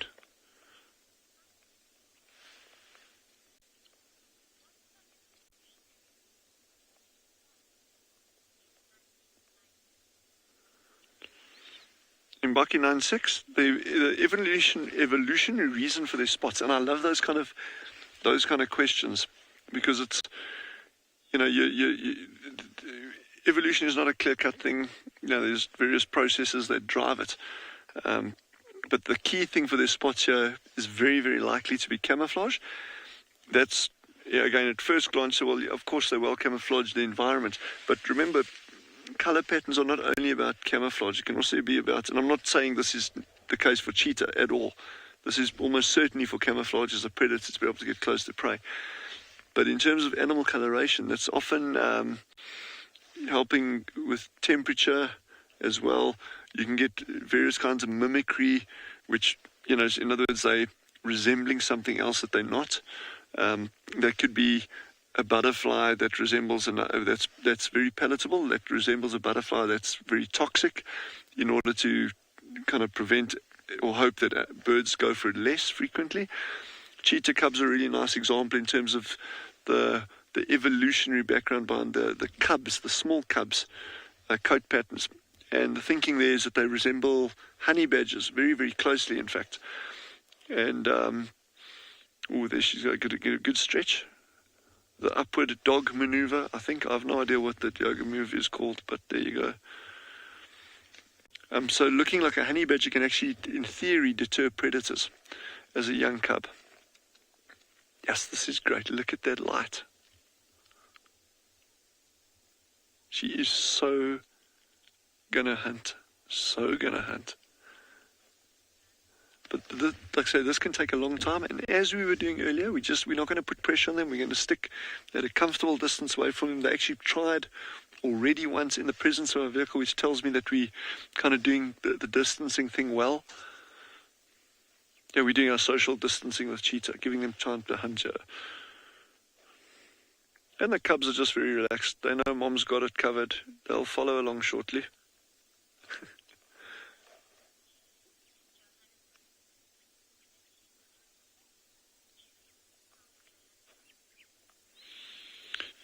Gillian from Johannesburg has just asked, will a cheetah hunt a warthog? We've seen them on swallow hunting warthogs, but it's not their typical prey item. Warthogs can be very, very, very dangerous prey items.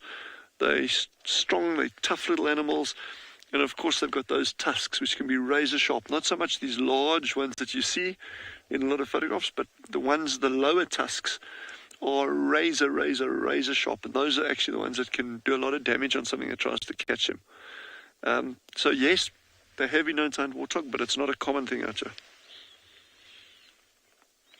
We're just going to start moving forward slowly. I want to, if we can, as far as possible, try and keep a visual on them. It's going to be difficult, and old Jean's got it covered. He's doing a really, really good job, and it is not difficult to keep filming animals while you're bumbling around like this, so...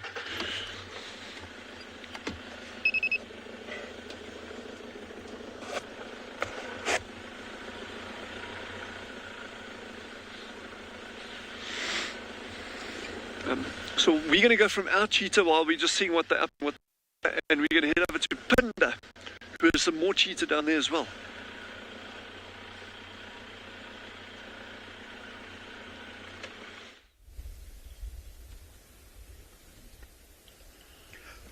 Welcome back, everyone. We're still here with these two beautiful cheetahs.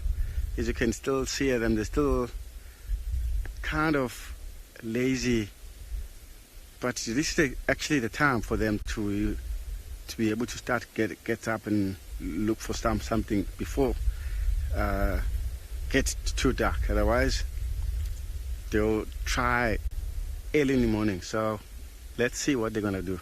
We'll just wait for maybe another 10-15 minutes and see what they're gonna do. Stay with us, enjoy our sighting.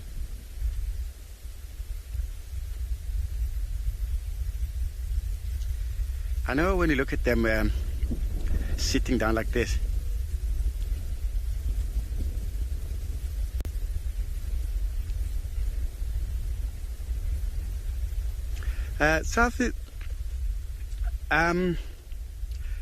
cheetah won't live very long, because if you look at the lions and leopard and hyena and those, cheetah is bottom for the food chain, and that it makes cheetah more reliable for one of those I just mentioned.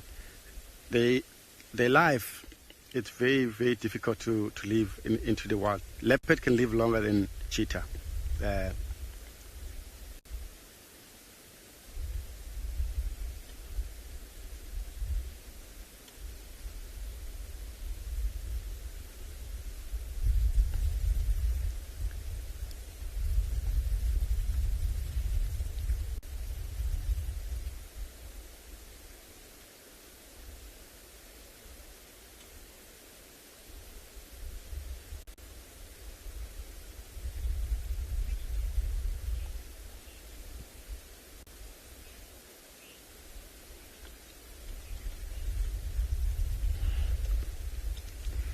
Jenna, that's a good question. Always cheetah, they are, if you find a cheetah, number of cheetah, definitely that will be the males. Because if they're in a litter of 2 or 3, if one of those 2 males, they'll form a coalition, but the female, they'll come solitary, leave the brother when they come to independent.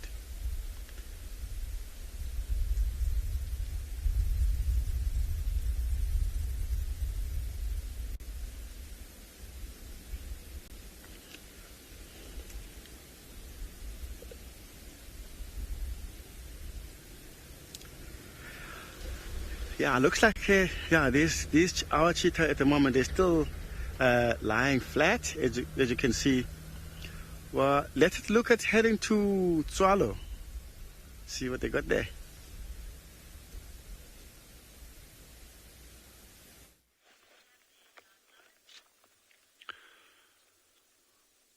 So Mom's just sat down. She's actively hunting now. You can see the way she's looking around. And when we say actively hunting, and she's stationary like this, she is still actively hunting. She's alert, she's attentive, she's looking for prey. It doesn't mean if she's actively, she has to actually be like moving her body along to try and do it. The sight is so important for them that, I think for them just to sit sometimes and just observe what's going on around them is absolutely key for their hunting strategy.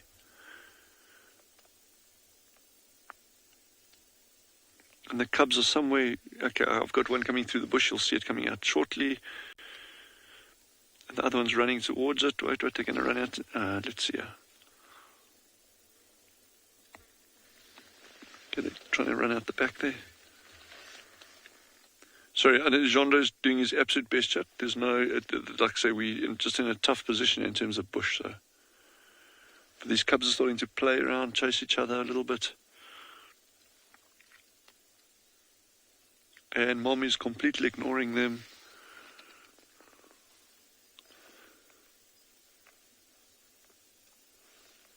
So I'm hoping she, like I was saying earlier, I'm hoping she's going to kind of hug the line of the hills, but not right against them, a little bit further out. And that she doesn't go through this big valley. If she goes through that big valley, we're going to battle following her. But anyway, it is what it is. Aha. There comes the cub. You look at that sleek design. Everything on that animal screams speed. Long legs, narrow waist, tiny head, deep chest to pump oxygen through those muscles. And that beautiful long tail, which actually helps as a bit of a rudder.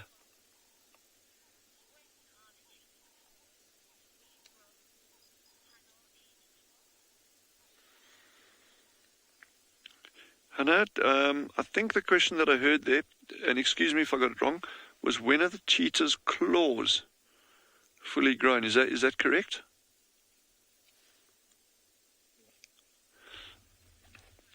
Okay. Yeah, so the cheetah, these youngsters are going to be growing for a year at least, even a little bit longer than. But by about 18 months, all those claws are going to be fully developed. And but even before that, watch this one's going to chase this other one. Look here, watch, they're playing around. Okay, there's this one here, and the other one is lying behind the bushes. I think it might stalk its sibling now. We're going to take a chance here. Just watch it. It might be quite fun. Just bear with us a little bit. The one's out of sight. Don't worry about that. Just Chandra's on the right one there. No. Oh, okay. This one closest to us turned around. You go, hey, Mom, where are you? So they're going to be already with their claws fully developed, and they're going to be catching things for themselves. In another 10 months, they'll be fully capable of catching prey on their own without the assistance of the mother.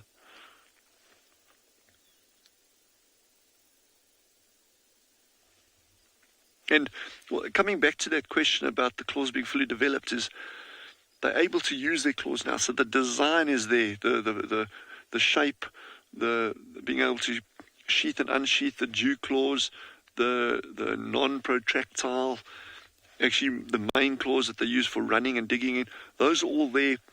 They're just smaller versions. So they are developed, but they've just got to grow.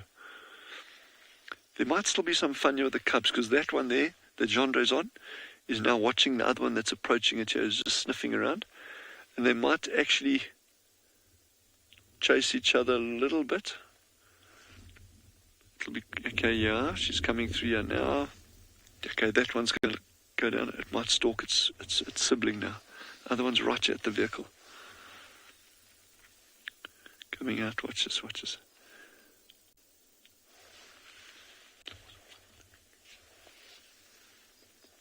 Okay, let's see if that one's going to stalk it. They might actually just go to Mom. Mommy is stationary ahead of the vehicle now. Ooh.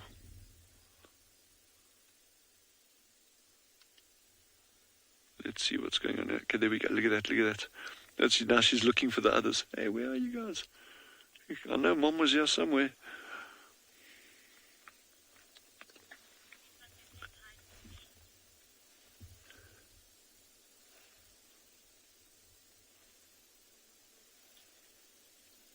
They're not worried about where Mom is going to now. They know Mom's hunting, and she'll call them if she catches something. Watch.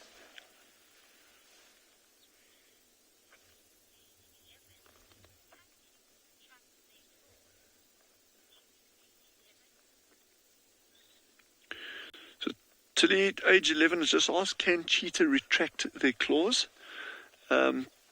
It's definitely not like lions. They've only got one claw on each leg, on the front legs, that they can do that with. And that is what we call the dew claw. And if you've ever seen videos or footage of cheetah chasing animals, and then, they run after them and they kind of half jump on the animal's back. And when they do that, that's actually when they're using those claws on their front leg. And if you've got a cat at home, or a dog even, you'll see that funny little claw, a little bit up the leg. That's what we call the dew claw, and that one on cheetah is retractile, or what we call protractile. So they can go in and out like a leopard's or a lion's or a tiger's claws. Watch. So all this behavior, all this playing, stalking, going carefully, it's all play behavior, but directed towards learning to hunt. This is all about learning to hunt, eh?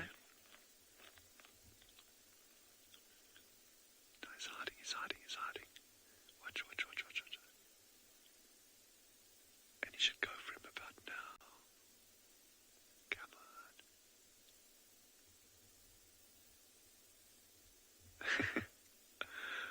on. Nah, that was hard. That was a weak attempt at play there.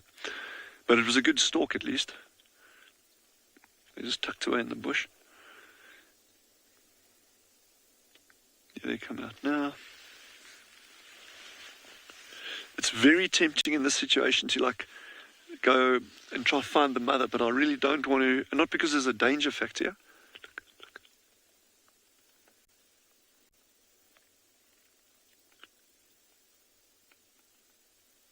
That's all beautiful play behavior that we're witnessing there. This is really, really fun to see this. Yeah, so there's not a danger factor in getting between them and the mother, like there may be with elephants or lion and that. This is just out of respect for the animals and for what's happening in terms of the hunting. So I really don't want to impact on what Mom's trying to do in terms of catching something.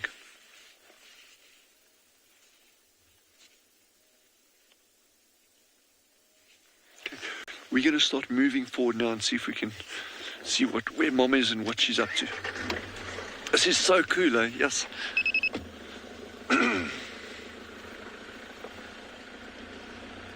You'll see whenever we drive off-road, we always try as far as possible to keep on a game path if we can, and to avoid driving over trees and bushes and that kind of stuff. If we can, we'll always try to avoid doing that.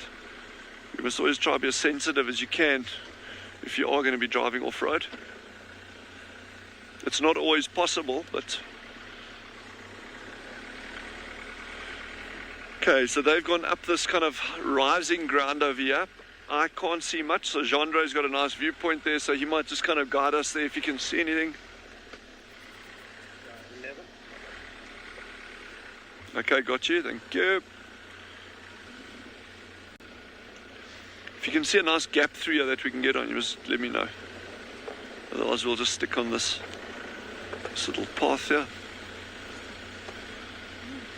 Yeah, so it's always exciting following things like this. So.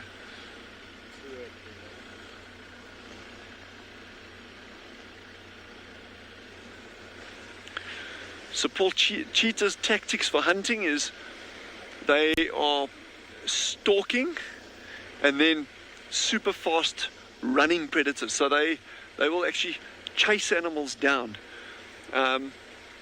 Whereas a leopard, and over a longer distance, whereas a leopard relies on stalking right up to an animal to try to get as close as it can, 20, 30 meters, even closer if possible. I've actually watched leopards catch impala where the impala actually walked literally onto that leopard before it caught it.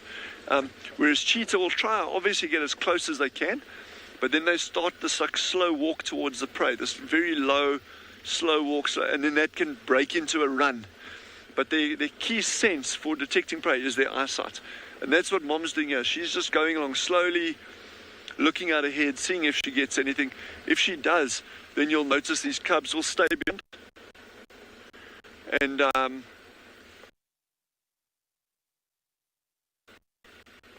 then the cubs will stay behind when she goes out front. So I'm just going to wait here. I don't want to get too close to them. But what a setting, with the mountains and this is just, this is just beautiful. I never get tired of this kind of thing.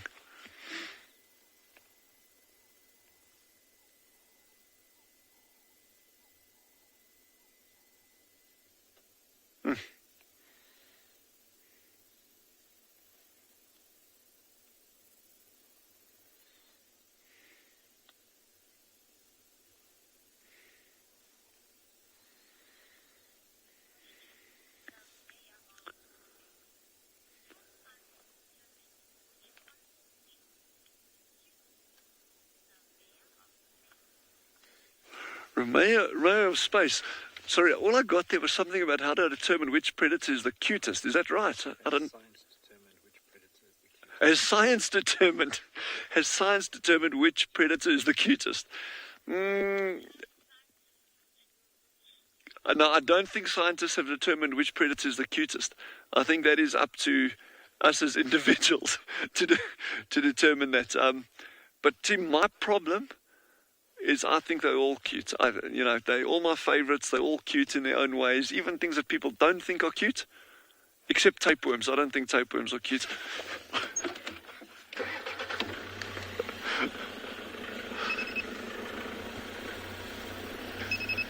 Yeah, there's Mel.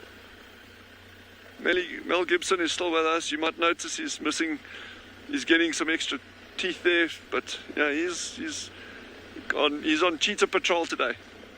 He's watching out for cheetah.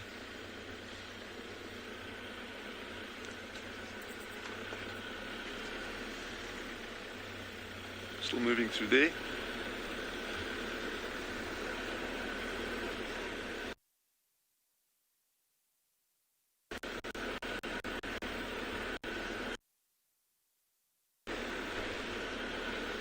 So remember,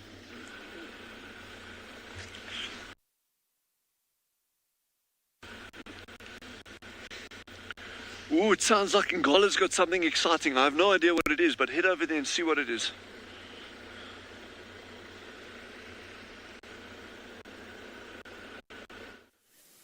Okay, so what we managed to find deep inside of that bush is a lion.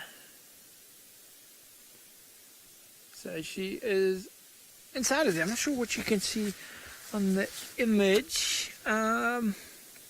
Okay, so it's quite hard to explain. Yeah, so pretty much in there's a lion. There's actually 3 lions. So we believe it to be the mother with the 2 cubs. So I think if OD actually zooms out a little bit, and we look at the sand here, just right down close here. I don't want to obviously get out the car because there's a lion in the bush there, but you can see all of this over there. There's one further back next to the grass. Those are all tracks. Okay, it's a bit close for AD, but this is where we got tracking. So we got tracks here of the little cubs and the mother heading up there into that grass. So myself and Rowan, we were walking around here, and then we turned and we looked up, and there she was inside of the bush. Now we're obviously going to spend quite a few minutes sitting here waiting. Now it sounds like the female was grooming inside of there. We heard the bushes and the grass moving around. Apparently you also saw the grass moving around. And we know with these little cubs, you know, they don't sit still for too long. It's a lot of activity. They're constantly moving, attacking each other or the mother, whatever it may be. So we're hoping that now as the sun's setting, it's cooling down, these guys are going to come out down this little sandy bank into the river for us. Now it's all just about patience. So if you were watching this morning, you'll remember on our drive that Rowan was still tracking that female, and we are not far from where, if you watched, you remember I stuck my stick in the termite mound. We're not far from there. So we were in the right area this morning. Oh, I saw movement. I'm not sure what it was though.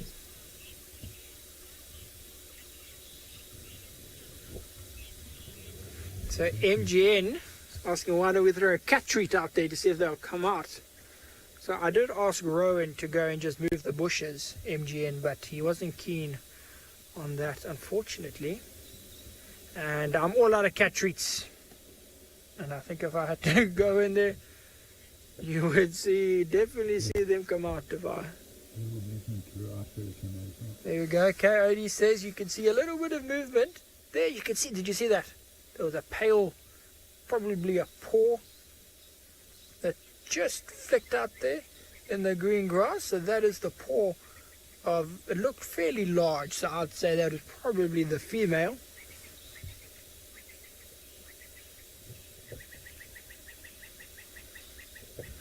Now this is the exciting part about safaris for everyone watching, is the patient waiting game. And I'm remaining optimistic that we are going to get greatly rewarded for our patience when they just break through that little grass and pop out here in the clear. There we go. Okay, keep watching. Right in the middle of your screens, you should. Oh. Yeah, that's a light movement, everybody. It's most likely a cub.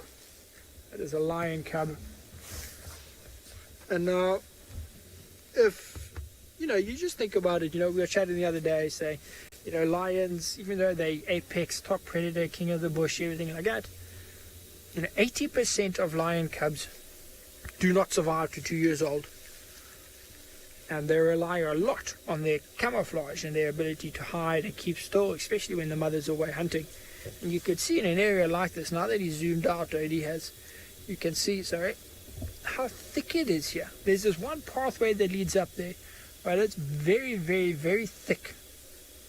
And even zoomed out, I guess, if you know where the lions are, you still can't see them. And if they don't move, they don't call, you know, especially if the mother's gone, you would never spot them. And they know that, you know, their best defense is to keep still. If you had to walk up that path when the mother's not there, and you didn't know the cubs were there, they would probably lie dead still. And you would walk right past, and you'd never know that there were 2 lion cubs a meter, 3 feet from you. It's incredible. And these bushes here are actually thorn trees. So that's another sort of added little bit of protection. All of those thorns. But it's always impressed me. I mean, a little bit of that grass is yellow, but there's a lot of greenery here. There's a lot of greenery here, but the lion's still camouflaged. But while we wait, some exciting stuff. Sounds like the cheetahs may have been successful at swallowing Kalahari, so we send you over there.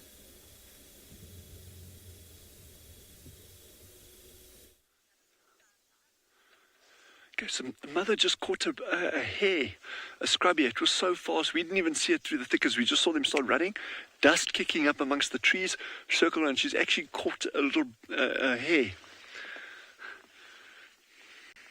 But that's going to be a tiny meal. That'll be like for her, and then she's going to carry on hunting. So with a kill this size, I mean, it's a tiny, tiny little thing. She's going to gobble it up in a couple of minutes, and they're going to carry on hunting.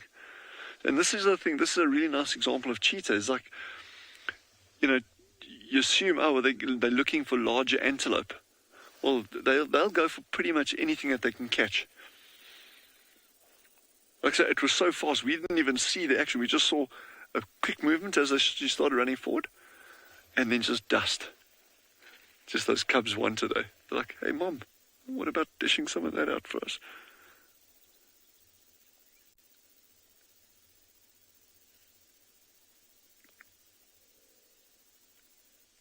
So in the evenings on full moon nights, we've got a little mammal here called a spring hare that stays in burrows during the day, and they come out at night. And cheetah will actually often catch spring hare. They get to over 2 kilograms, so it's actually quite a nice chunky meal. It's about 3-4 times the size of this little hare that she's caught now. I don't know if you can see that closer. I don't know if it's gonna. She might pick it up when she.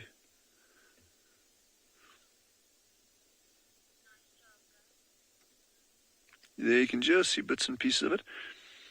So they don't normally, especially on small carcasses like this, they don't normally pluck the hair. Whereas if you find a leopard kill, leopard are well known for actually plucking the fur before they start feeding. But I think this little one, she's just going to gobble this up. But you can see the cubs really want it. They're like, shame, man.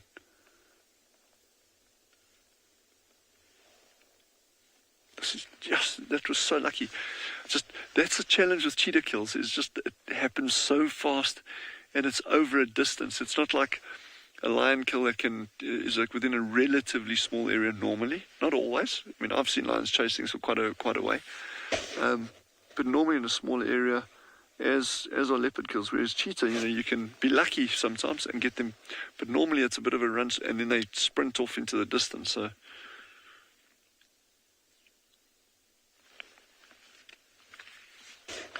Wow.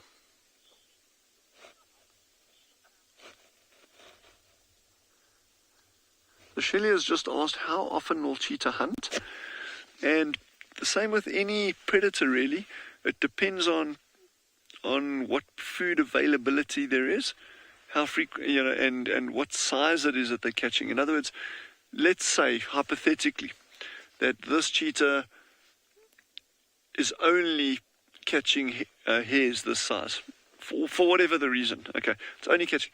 It would probably have to be hunting every single day and 3-4 times a day at least, just for her own needs, to get enough food in.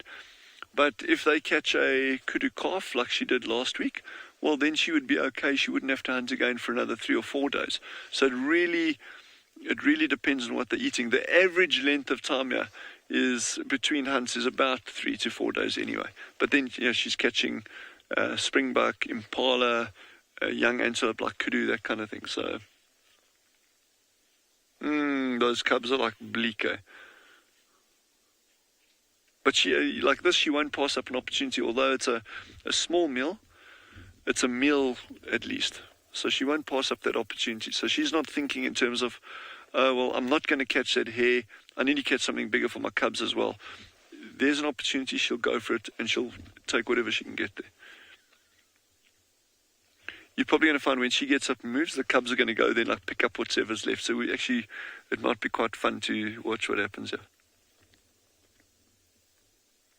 Yes, this light is just magnificent.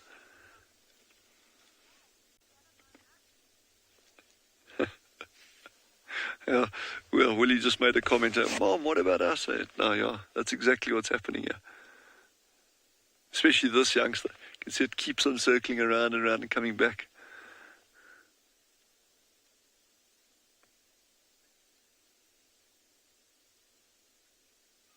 Shame, and just think, like 5 minutes ago, that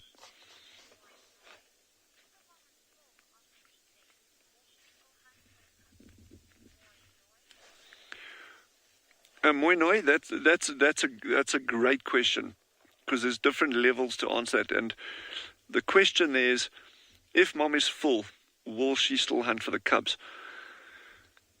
And to answer that in a very brief way would be to say, well, if she's catching small things like this, then she'll carry on hunting. It's extremely unlikely, and I think it would be very, very unusual if she caught 4 of these little things in a row. But if she did, I guess, she gets a point where she's full, and that stimulus to actually hunt isn't there anymore. But like I say, it's very unlikely that she'll actually only keep on catching little things like this. So she'll probably eat this. She's still going to be peckish or hungry, and she's going to carry on moving, actually catch things for the cubs. Well, I think it's an interesting question. Again, it brings kind of that cognitive thing in there. Would the mother, the kind of reason like that, and say, well, I'm full, I'm not hungry anymore, but I'm still, my cubs are, so I'm still going to go hunt for them. That's a different kind of level of reasoning there, and I don't think that would happen.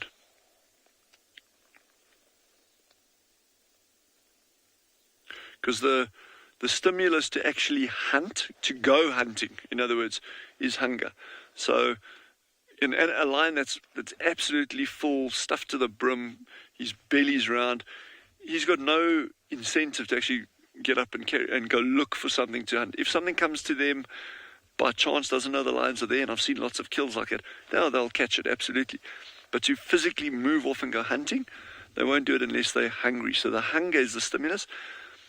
The stimulus for the actual stalk and to try catch something is the visual contact with the prey. So now they've seen prey. I've seen a hare. There's a hare over there. Now I'm going to run and try catch it. So if an animal is full, yes, it's normally they wouldn't actively go search for food.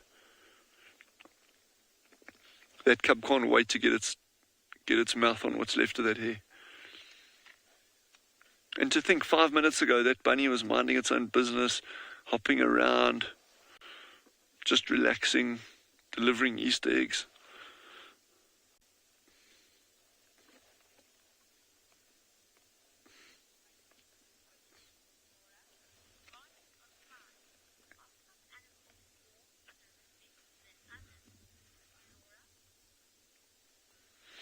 Sorry, I didn't get the question there, Laura.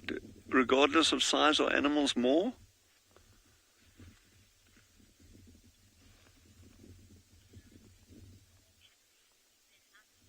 Oh, yeah, okay, geez. Yeah, that's a good question.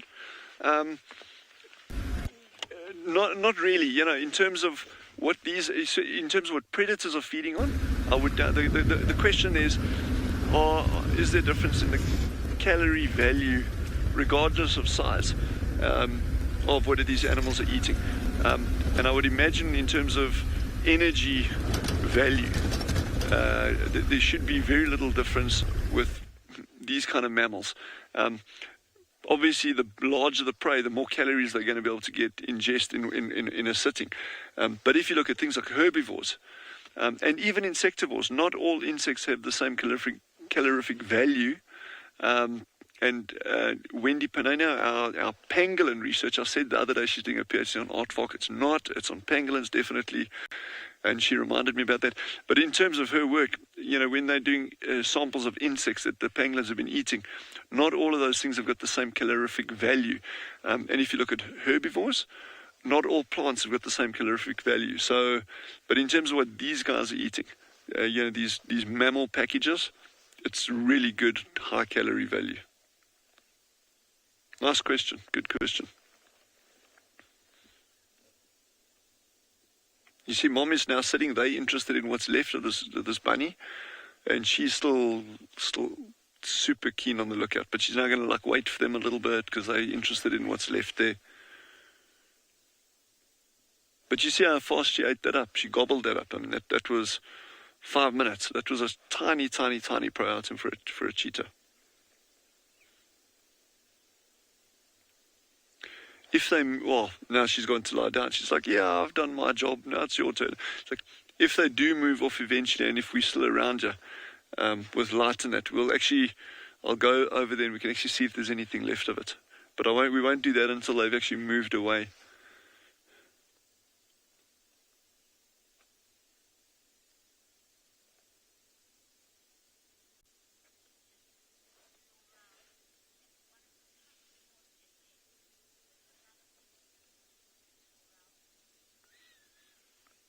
Laurel, no. If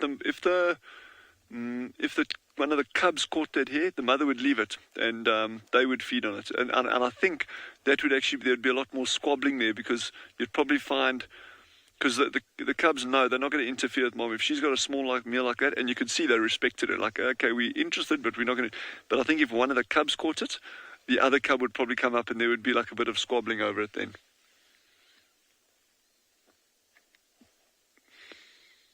Lions are the worst like that. Yes, they just box each other on kills. And yes, this is such a beautiful setting.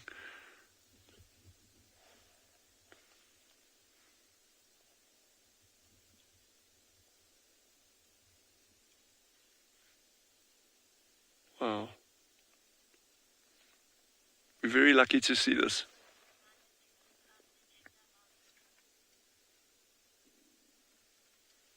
So these two cubs appear to be one male, one female.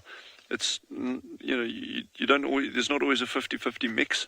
You can actually get a lot more males born, and that's a very common thing amongst predators, that have a number of cubs in a litter. Like if you take a honey badger, for instance, they normally only have one cub at a time, and they're not called pups; they're called cubs. So that could be male or female. But on predators like lions, cheetah, these kind of, where they can have larger litters, and your males disperse, you often get a bias ratio towards male cubs being born than females, because the males are the ones that have got to go off, end up fighting that. But and that's very, very common in lions, because there's a lot of high mortality there. Oh, they just relaxed now, nice and relaxed.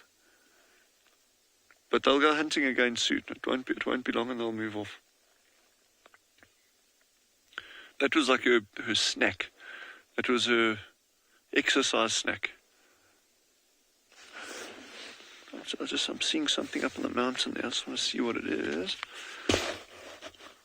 Oh, okay. Do you want to have a look at this mountain zebra? If any of you have ever seen a mountain zebra, or actually if any of you haven't, here's a cool thing. It's going to be like a little dot, but it's just quite fun. We're keeping our eyes on the cheetah. I promise you we're not going to go anywhere. But Jandre, on this low ridge in front of us here, and the sloping ridge, look on the highest point there. You'll go straight in there. Yeah, and go up now. You see those little white dots? Yeah, here we go. Yay, look at that. So I was hoping we were going to see them at some point. So those are... They're tiny, but Jandre has done a good job in actually picking them up. Those are Hartmann's mountain zebra.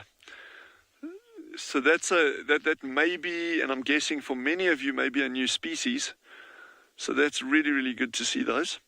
And as Jandre is zooming out there, you can look at that habitat that they're in. They are animals of the mountain. So we do have plains zebra, not many, or not a high number, should I say. But in terms of mountain zebra, they love these hills. There's not a lot of interaction between plain zebra and mountain zebra. As the name implies, the mountain zebra stick up in the mountains. They'll come down in the evenings, drink water, but then they normally move back into the hills again. So anyway, I know it's quite far away. We'll keep our eyes peeled, see if we can see some a little bit closer for you. Okay, Mom's looking interested. Mom's looking interested in something. That's a cub that's walking there.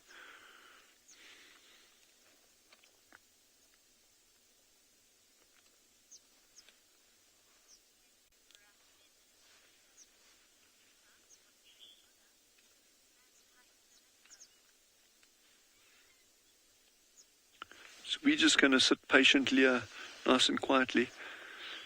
But it sounds like Trish has got some good sightings down at Juma, so head over that way.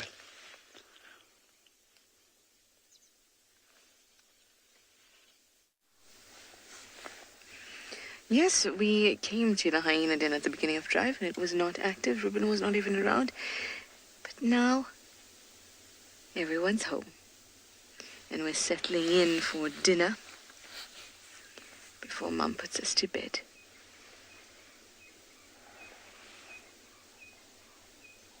They're just lovely.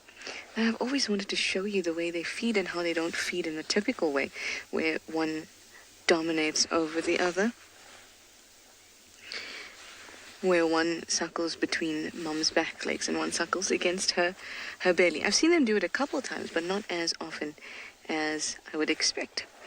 And that, and as well as the way that they interact with each other in almost an equal kind of way, equally rough that is, makes me think that it's a male and female. And that's also from seeing some images, very, very fleeting captures of the genitals in order to actually tell, but you know that it's very difficult. But I think that we have a boy and a girl. They both look so peaceful.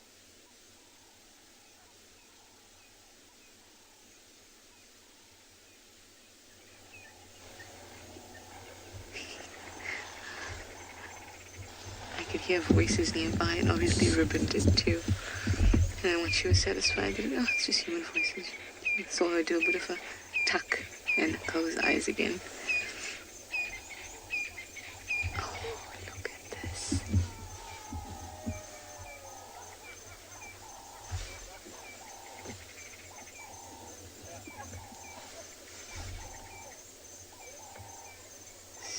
So sweet. Hyena's milk is really, really a mean mix of high protein, high fat. Mean in the best possible way, as in strong, for these cubs. So they're getting a high fat content, high protein content. I think actually it's got the highest fat and protein of any terrestrial carnivore. And it's milk. And they need that in order to grow big and strong.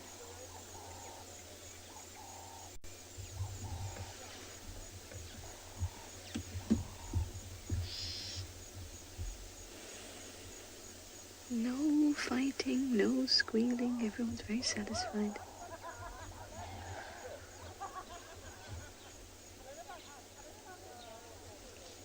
I guess they're enjoying the laughter of the humans. Oh, there was a little, almost sibling-like hand over. I'm going to say it was a hug.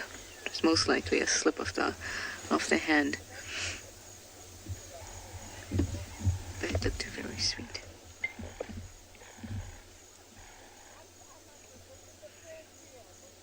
Look at those spots.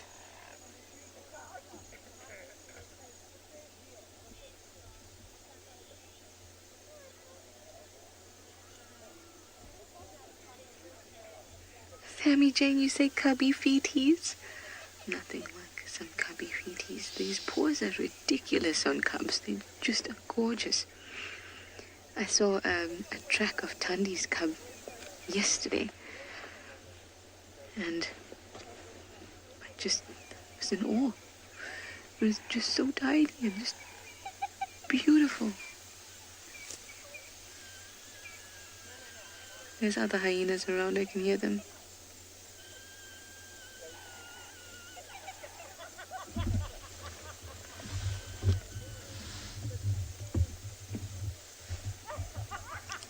Sorry, it wasn't laughing hyenas, it was just laughing people. No, but it does sound like there's another hyena around. There's a bit of squealing.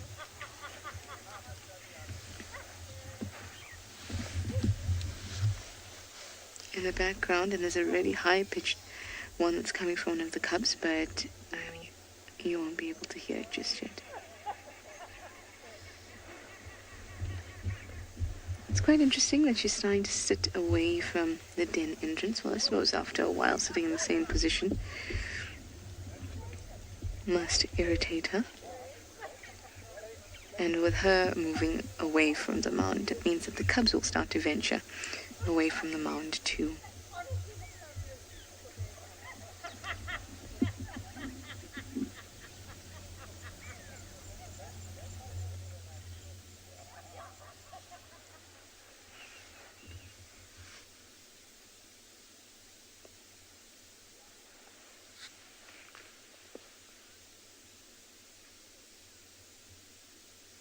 I almost feel sleepy looking at them. They look so at peace, so warm, and everybody's safe and happy and together. Warm milk. Bedtime is definitely imminent.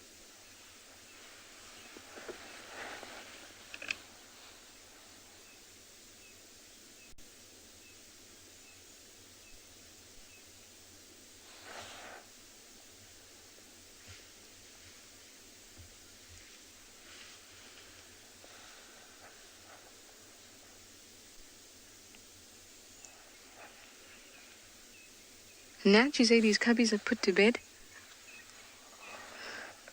How sweet if we would have to carry them into the mound, to the den. But they'll be up in arms as soon as the milk truck closes up, regardless of how sleepy they are, because that's just what babies are like. More milk, the better.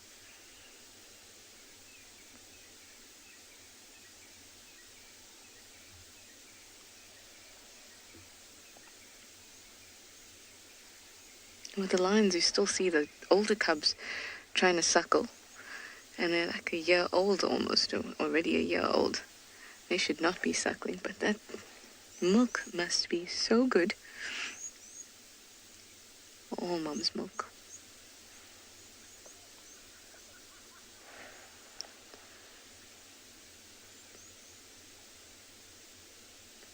Oh. Gosh, they look so warm and cuddly.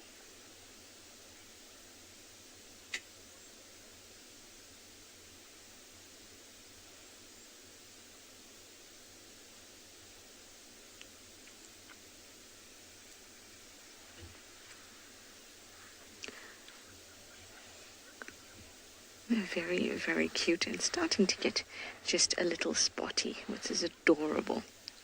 Speaking of spots, I believe lovely Steve has found Hukumuri, so let's go over.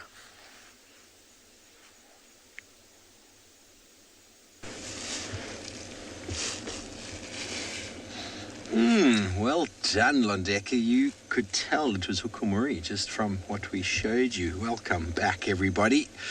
We have come back onto Djuma after unsuccessfully being able to track down the lions. Don't know where they went to. They went into a block, and we thought to myself, well, there was a male and a female leopard on the property earlier today, and they were hiding up. So let's come back onto Djuma and see if we can find them. And, well, look what we found. We found Hukumuri. What a legend. He is a beautiful, beautiful male leopard. And he is on his own, which means that something's happened between Mawati, himself, and Shadulu, and they've probably all just said, okay, we've had enough of this nonsense, let's go about our business.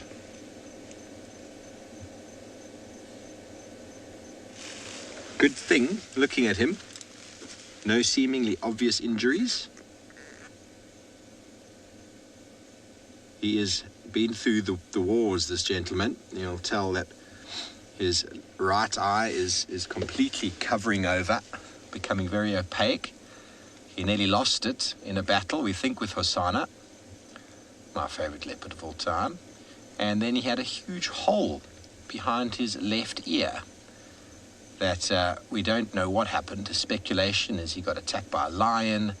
Speculation he got attacked by something else. And he had a huge hole in the head, and it almost seemed like you can even see his brain cavity. And a lot of people thought, oh, that's going to be the end of Hukumuri. But as you can clearly see, everybody, well, apart from being a little bit scraggly and a bit beaten up, he still looks very, very good. And he's probably a bit upset that he lost a territorial dispute with Mawati, a big male leopard who's moved in over the course of the last year and a half, has been making waves in the territory of Tingana and Hukumuri. So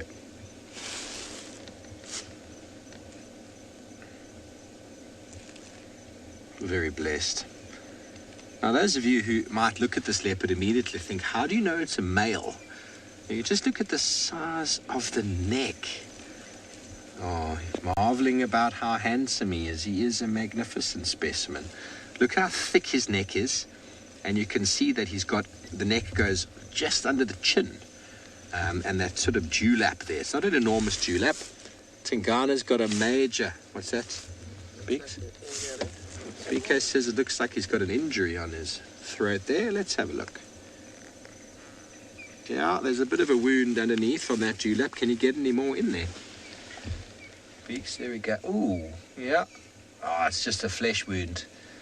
It's just a flesh wound. Look at you, Hookie. So just have a look at how the shoulders and the neck stand out from the head. Can you see that? The shoulders are almost broader, like broader than the head on one side.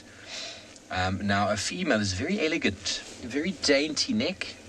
And if you just happen to come across them and you're not sure, because when you identify an animal, you normally tell people on the radio, whatever it is, I found a leopard. Now, first of all, if you're going to use the radio, we need a little bit more information. Everybody, I have found a male leopard. And if you know who it is, it's always good, because some leopards are more relaxed than others. So it can prevent people from going too crazy to get you. I found a male leopard, Hukumuri, and he is lying up in the middle of the road on this exact junction. Okay, well, let's quickly send you over to Twala Kalahari with some more spots.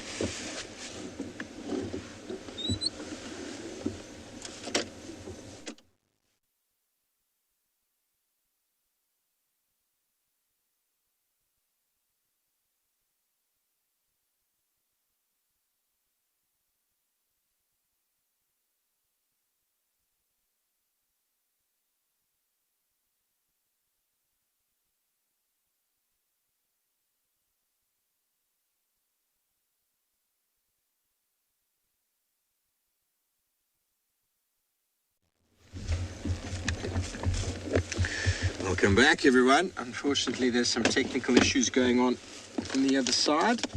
Don't worry, we are still here, and Hukumuri is still in the same place. So, just some nice guiding principles coming through there. You know, one of the things that I noticed when I trained guides, or when someone is a new guide, is they quite often get overwhelmed with the radio, and they find a leopard. Now, bearing in mind, you're in an environment where there's other people who are willing to come and see and keen to come and see. So you pick up the radio immediately, and you haven't even identified who it is, what they're doing, if they're relaxed. And bear in mind, as soon as you announce something on the radio, other people are going to say, hello, I'm very keen to come and join you. Now, what have you done? You haven't given enough information. You don't know where the leopard's going, if it's relaxed, if it's a lion, if it's a pride of lions, or do they have a kill, anything like that. And immediately the radio goes crazy, and then you don't even have time to talk to your lovely guests at the back and say, hey, sorry everyone, I can't talk to you. The radio is too busy. Let me talk on the radio. So remember to enjoy a moment or two with the leopard. And then once everyone's established, you've explained that you're not going to get eaten alive.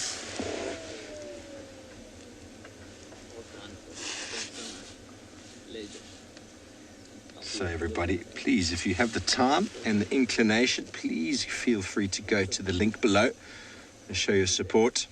I do thoroughly appreciate it. You can keep bringing you wonderful images from the wonders of the wilderness. Greater Kruger National Park here in the Sabi Sands, Phinda, and beyond Phinda, and beyond Ngala, as well as Twala Kalahari. Have I forgotten somebody? I hope not.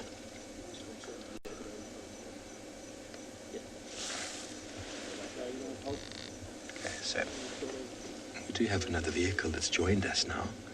So I'm just going to try and move over slightly. Can you guys see all right? You can see.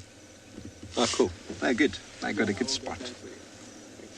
So it's all about, guiding principles, guiding ethics. You obviously don't want to drive onto the animal. That's obviously not ideal. You want to view the animal as healthily for yourself, for your guests, and for the animal.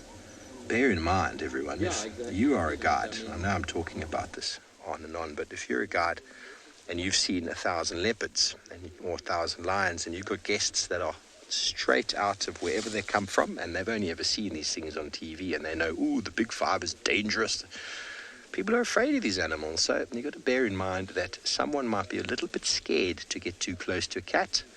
So give it space, not just for the animal, but for your guests on the back that might be a bit nervous. And after they've relaxed and after you've explained the safety and look at the behavior, he's clearly not looking at you on the back, is he? He's not looking at you as a snack. He's looking into the distance, longing for his bride-to-be, Shadulu, to come back, and his intention is elsewhere. And then after you've taken some nice pictures from a distance, you can check and say, are you all okay? Why don't we go a little bit closer? And everyone's like, what? We can go closer? And so slowly you go a little bit closer, and eventually you get to a pretty decent distance, still respectful of the animal, but suddenly now the photos and the experience is increased. But to drive straight up to the animal, and that's it, you've really added no value to the sighting. You've just gone in and basically taken over. It's all about respect, not just for the animals, everybody, but for the people that are coming to view them. Hukumuri is seemingly quite bored with my conversation.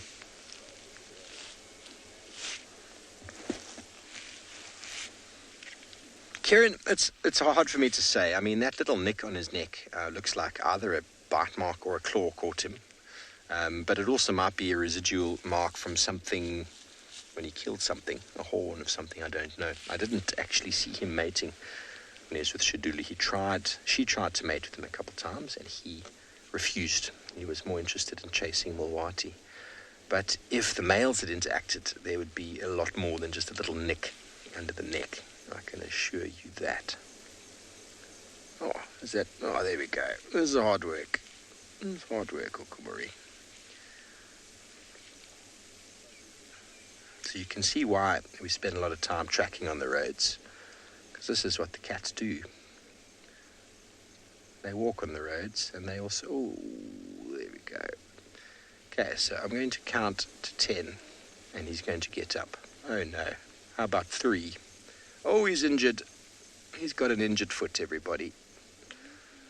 He's got an injured foot. So that can often happen from a male fighting. They can get bitten. And we'd be able to see that in his track. Don't worry, these animals are very resilient to these things. Oh, shame, boy. Being a male is not an easy life for a male lion or a male leopard. Okay, I'm going to move so we can get another view. Just going to shift there, guys. Okay, let's try and get another view of them. I'm not going to get too close. I'll just move on to the side.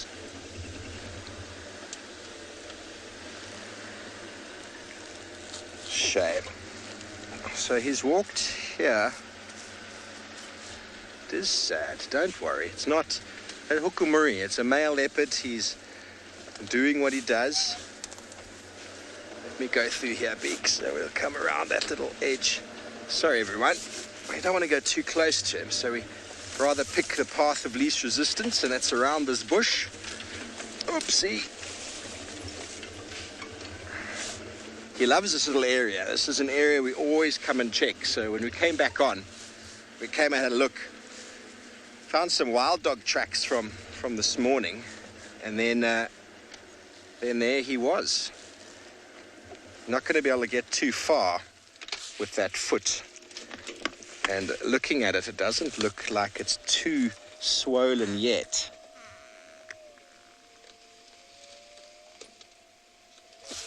It will swell up more, so sometimes these animals will bow out because of the injury.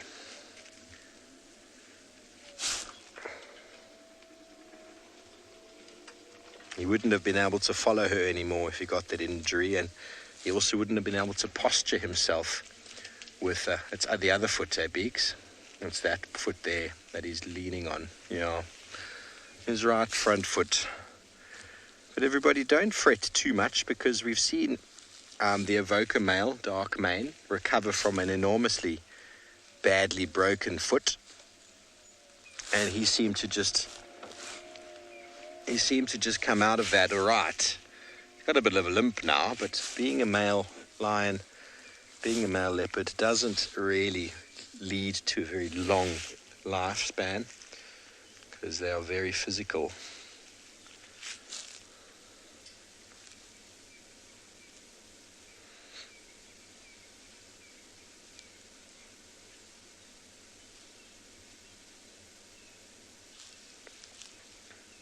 If he was lying there, we wouldn't have seen him, eh, BK? We looked down this little junction, and he wasn't. He wouldn't have seen him if he was there.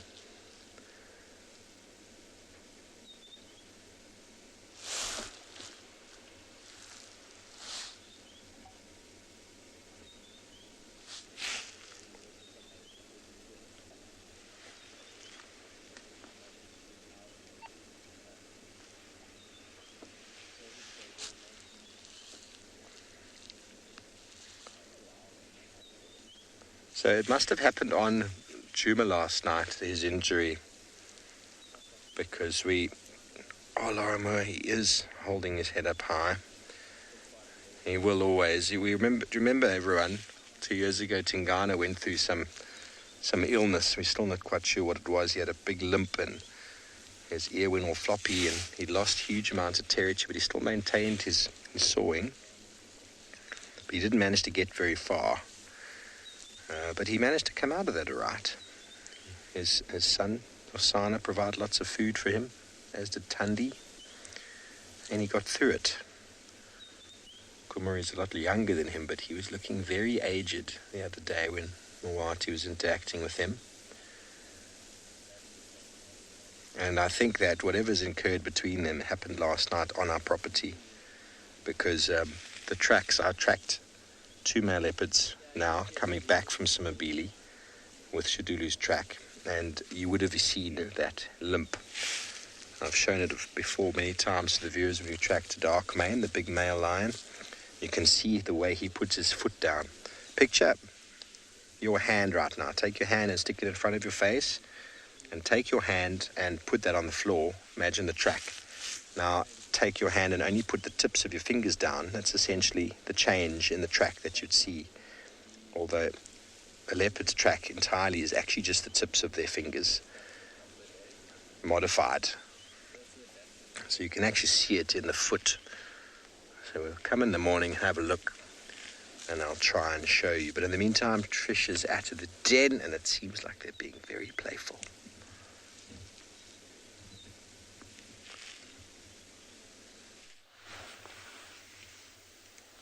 How awesome to see the hook.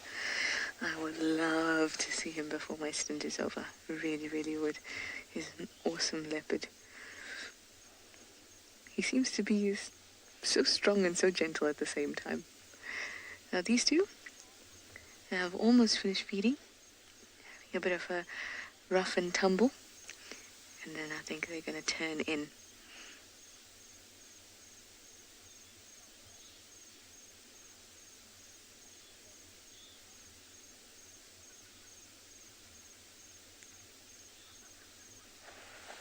Now they're almost at the den entrance. We're in infrared now, so everything that does look black and white. It also means it's a little bit difficult to see them when there's trees in front. Unfortunately, if I do start up, they're going to go straight into the den because they're at the den entrance at the moment. So I'm just going to give it a little bit of time, see if they come back to mum. If not, then we'll leave them be. And we'll maybe head up to quarantine and see if there's some other leopard action going on.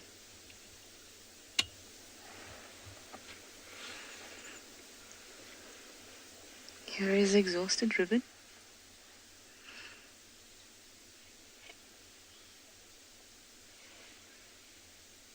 I would love to see her up and about.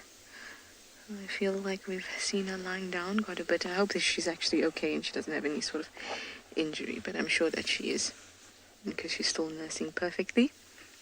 The cubs are looking healthy and they've grown so much. And if she did have any kind of ailment, it would mean that the first thing she wouldn't be able to do is feed properly herself, and in turn not be able to produce enough or good quality milk for her cubs. I would just love to see her standing and moving around.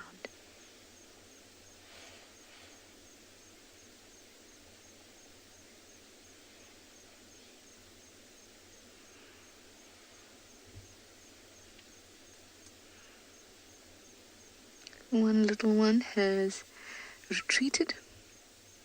Time to sleep.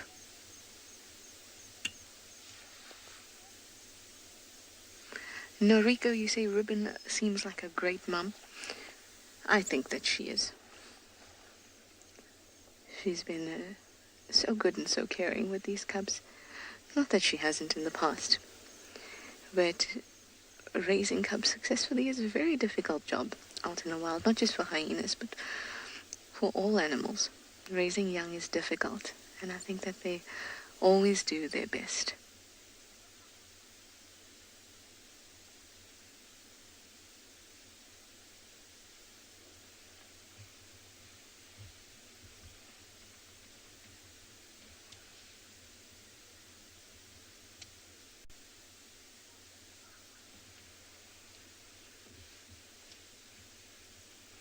Sundowners are still going on in the background. Hi, Norigo. I'd like to know if the cubs have names yet. Not officially. We are really the only people that name the hyenas and the cubs in the area. And we'll wait it out a few more months before they're named. And that just comes down to the fact that cub mortality can be high. And in my personal opinion, I think that it's nice to get a feel for their personalities before we go ahead naming them. But usually, we try to go in vein of the mum's name.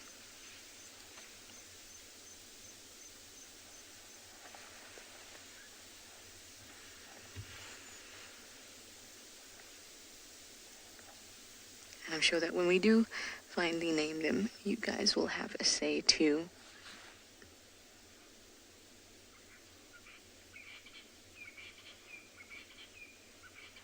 Hi, Pierre. You'd like to know if there's a naming structure?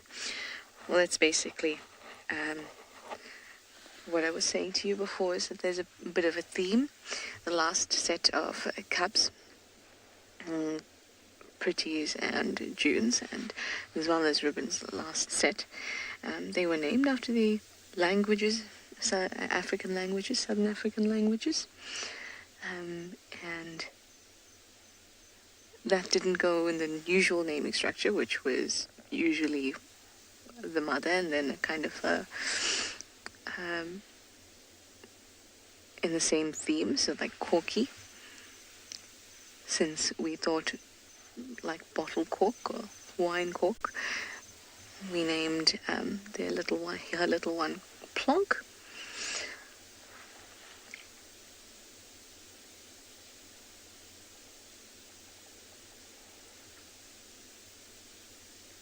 But we'll generally just pick a theme and then give out some suggestions and then get your guys' say as well. Oh, but still not time to sleep. But they're spending a bit more time there by the actual den entrance.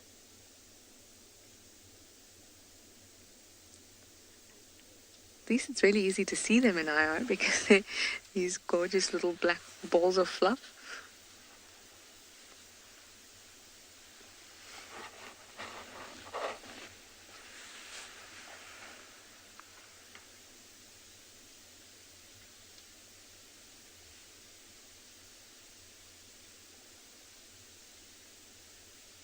Oh yes, we've got to have a practice anal paste before we go to bed. Because I'm a big hyena.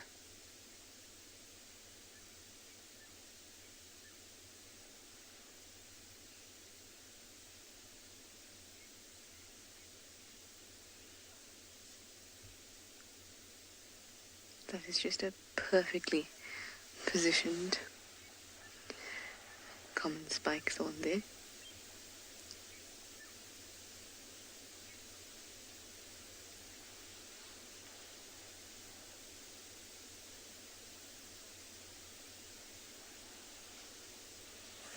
Moi Noi, you'd like to know at what age the cubs will start going out with the clan at night. Well, these cubs will still spend quite a bit of time at the den up until they're probably about 5 or 6 months. And at that time, they'll start to eat a lot more meat. In fact, they'll start chewing on things from now. But their diet will consist mainly, or a lot of meat, by about 6 months. But still, mum's milk very much till they're about 1.5 years or just under. But they will not participate in hunts just yet, or at least not go around with them in the evening just yet. Because remember, if there is a cub around, there's just an extra liability at night if you're hunting.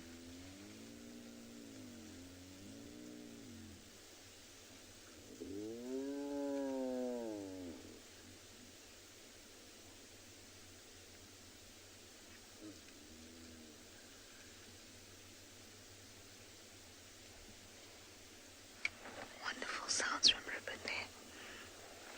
So another hyena has just joined.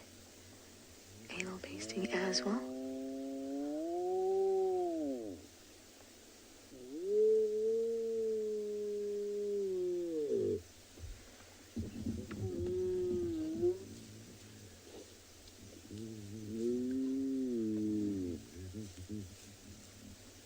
Really, really awesome sound.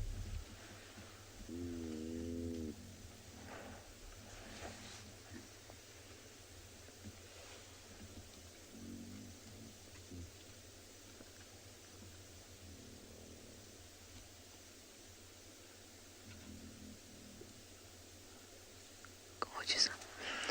Lots of anal pacing going on from that other hyena. I couldn't tell who it was just yet.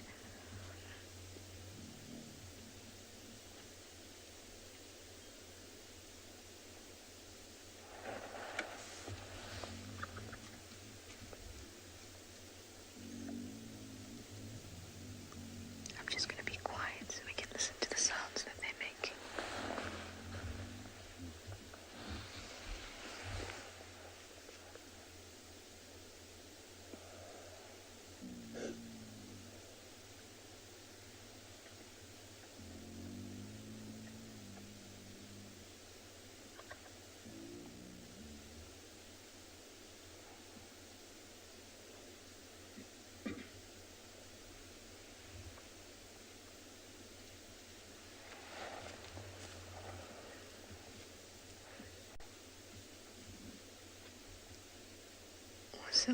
Awesome sounds. Just wonderful. Well, the two little ones have gone back into the den. It's getting quite dark, so I'm going to head up to quarantine. I'm going to send you over to Swallow Kalahari with Dylan. Apparently he has a jackal munching away.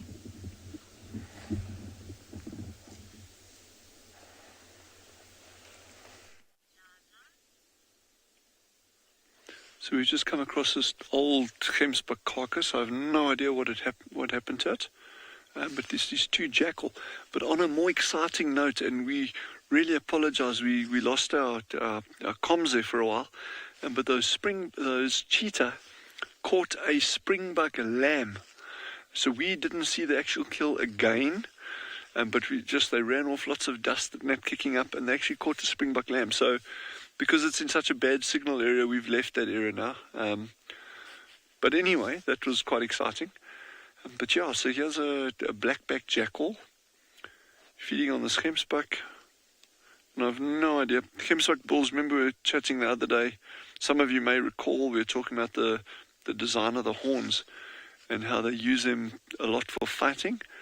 And males frequently kill each other in these fights. So I have no idea what happened here, but I'm guessing it's probably something like that. Our wild dogs do kill gemsbuck as well, so that's also a possibility. It's just nice to have this jackal foraging. Again, very, very alert.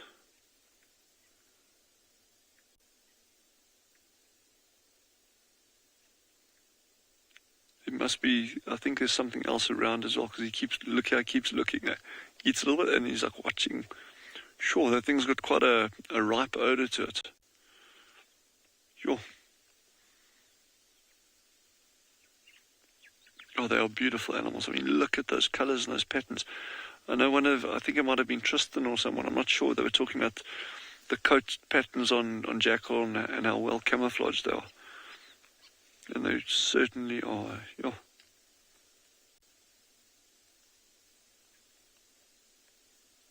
Jeez, we've had a predator-full drive this afternoon.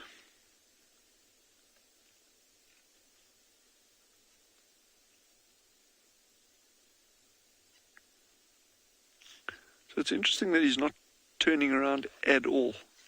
You'd think if he was nervous about something, unless he knows that there's something down there in the direction that he's watching, either that or he's just more interested in the food than actually looking out around him properly. Wow, look how razor sharp those horns are. I mean, GCM, you can see that's got a single purpose. There's no fancy shapes on that thing, or I mean, that's not for show, that is for fighting. Sheesh.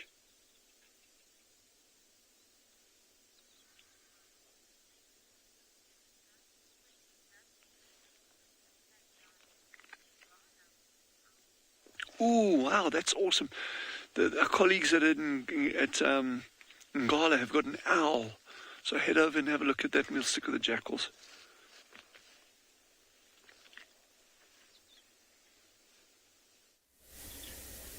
So indeed we do. We've managed to find a spotted eagle owl. I said there, oh no, don't fly, don't fly. Oh, kidding me. So we've been sitting here for like 5 minutes with this owl just sitting in the tree relaxing, and obviously it flies away. But that was a spotted eagle owl. And obviously now being an owl, this is when he's coming out, he's hunting, he's looking, little rodents, maybe even a small scrub hare. That's the sort of food that he would be going after at the moment. And we know, because I'm not sure if you saw there, but when he looked sort of in our direction, you could see he had these big tuft of ears here just above his eyes. And then just his general size, and would tell us that it is a spotted eagle owl. You know, the only other owl that we really get here with that sort of size and structure would be a Varro's eagle owl, but they don't have those ear tufts, and they're also very unique, or not unique looking. You can tell that it's a Varro's. But that one was indeed a spotted eagle owl, very beautiful. It's been a while since I've seen one of those. We actually were following him. He flew to like 3 different trees before he settled over there and let us actually put the light on him, or close to him at least. What we were doing though was looking here for leopards. Having a look. This is what we call Big Bend. It's the name of the road. It does a big bend. But it's a very thick area. I don't know what you can see in the light, but it's very dense. There's a lot of trees, a lot of bushes. And the river is just off to our right hand side, not very far. It's not too far, but it's a good place to look for leopards. So we're going to continue doing that, driving and looking. While we are doing that, we're going to just send you back to Swali Kalahari, where it sounds like they now have 2 jackals.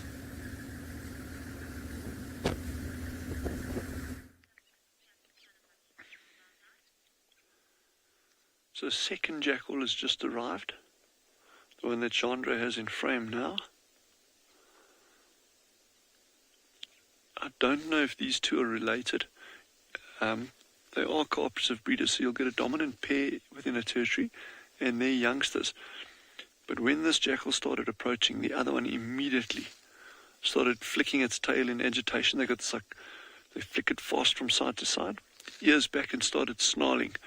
So it tells me, like, yeah, maybe that's not necessarily related to these ones, to the one that's on the kill. So I'm hoping he tries to approach a little bit closer, because then you'll see that reaction very, very clearly from that other one.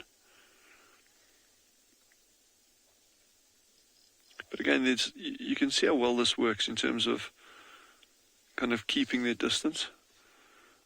This is like a great example of social distancing, where that one feeding on the carcass, he's just warned the one that came in. So listen, I'm here. Don't come closer. I don't like you. Look at that. Look. You see that? Okay. Oh, I've got a flea. That was embarrassing. He started trying to put on this manly display of aggression, and then a flea got to him. But yeah, so he'll warn that other one, and then they'll keep the distance. But once that one's finished feeding, he'll move off, and that'll give the other one the opportunity to come in. So there's no need to actually have this physical contact, physical aggression. On bigger carcasses than this, if you see like a dead giraffe, dead elephants, buffalo, that kind of stuff, where you can actually get multiple jackals feeding on the same carcass at the same time, just because of the size of the carcass, then you've obviously got this much closer proximity of the jackals to one another, and then you can get some really aggressive interactions that was pretty interesting to watch.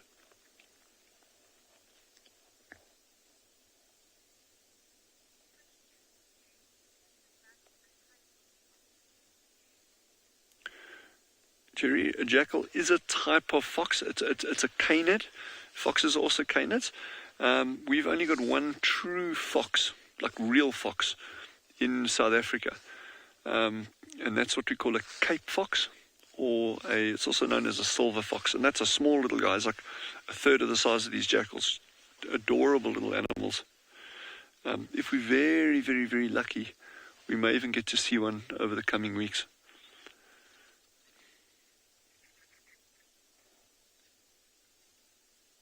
But these are more closely related to actual dogs. The genus is the same as a dog. Canis.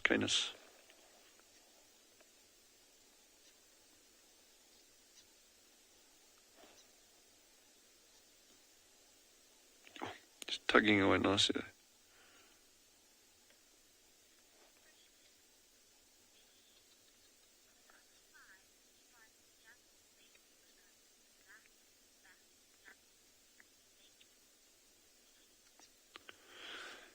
Missions just asked, could a side-striped jackal mate with a black-backed jackal? I would guess they could. I'm not aware of any instances of that, but like I say, I'm an absolute generalist. I have no speciality in terms of field, so I can definitely find out about that as well. That's a very, very good question. They are very closely related in terms of species, so I'd imagine that they'd be able to breed. The question there for me would be, would any of the offspring from mating between side-striped and black-backed jackals actually be fertile?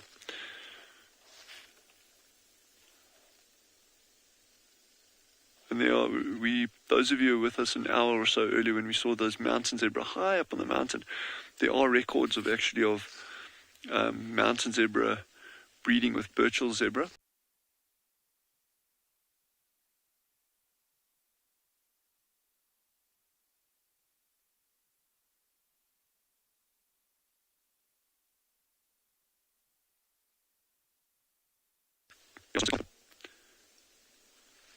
I think head back to our colleagues, and one of them's got a leopard. I think it might have been Steve has a good leopard sighting.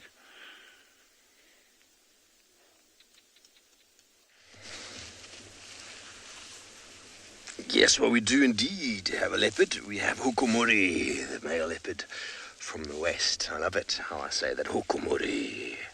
His name just instills fear, doesn't it? Shame, poor dear. He's licked his paw a couple of times, and he hasn't tried to move again since we've seen him. So it's hard to really know how badly injured it is. But they have a way of just sort of coming right, you know. These animals are, I like to use the word bulletproof. They're very, very strong. They go through so many altercations and injuries and all sorts of setbacks in their life. And they just somehow bounce back. I mean, if you just go to behind that left ear there, BK, can you see? Behind the left ear. Remember, he had a hole there. He had a huge hole. I can't even see it anymore. There was a huge hole in his ear. And that's gone. We thought that was going to lead to serious infection. and he was most likely going to die. But next thing we knew, it was stitched up and he was all good again.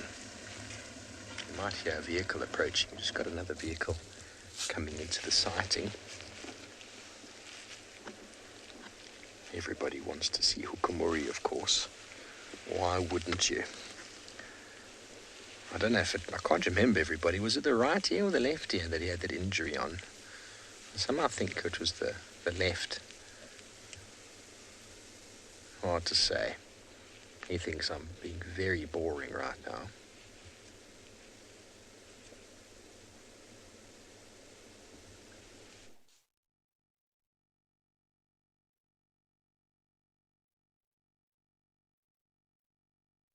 Changana did, and it's scavenging off of female leopards that have established a kill. That's what he's going to do. He's going to probably get in the habit of trying to follow anybody around, any of the females, and he will steal from them until he gets right. But you don't know. I mean, I'm pretty sure this injury happened sometime in the night or sometime early this morning, so we haven't really seen how bad it is yet. It hasn't swollen up badly. He was just, maybe it's even just a sprain, that he'll be fine again. We haven't really seen. I didn't see any blood, didn't see any sort of trauma wound to it, but there might be some damage inside to some bones, which will be a little bit less quick in the healing in that regard. But we'll have to see him again. He hasn't shown it to us properly, so it's very hard for me to properly tell you. But we'll come out here in the morning and see if we can find him, and depending on how far he's moved, we'll be able to gauge a lot of these things. But in saying that, everybody, even when an animal is injured like this, they're still quite capable of doing things. He's just not going to be very good at hunting, but he might still be able to snatch a few meals. Wouldn't put it past him. Could stalk a warthog burrow, possibly. Something he's very good at doing. Well, everybody, I do thank you for your time and interaction this afternoon. It's been wonderful to bring you all of the wildlife from around South Africa.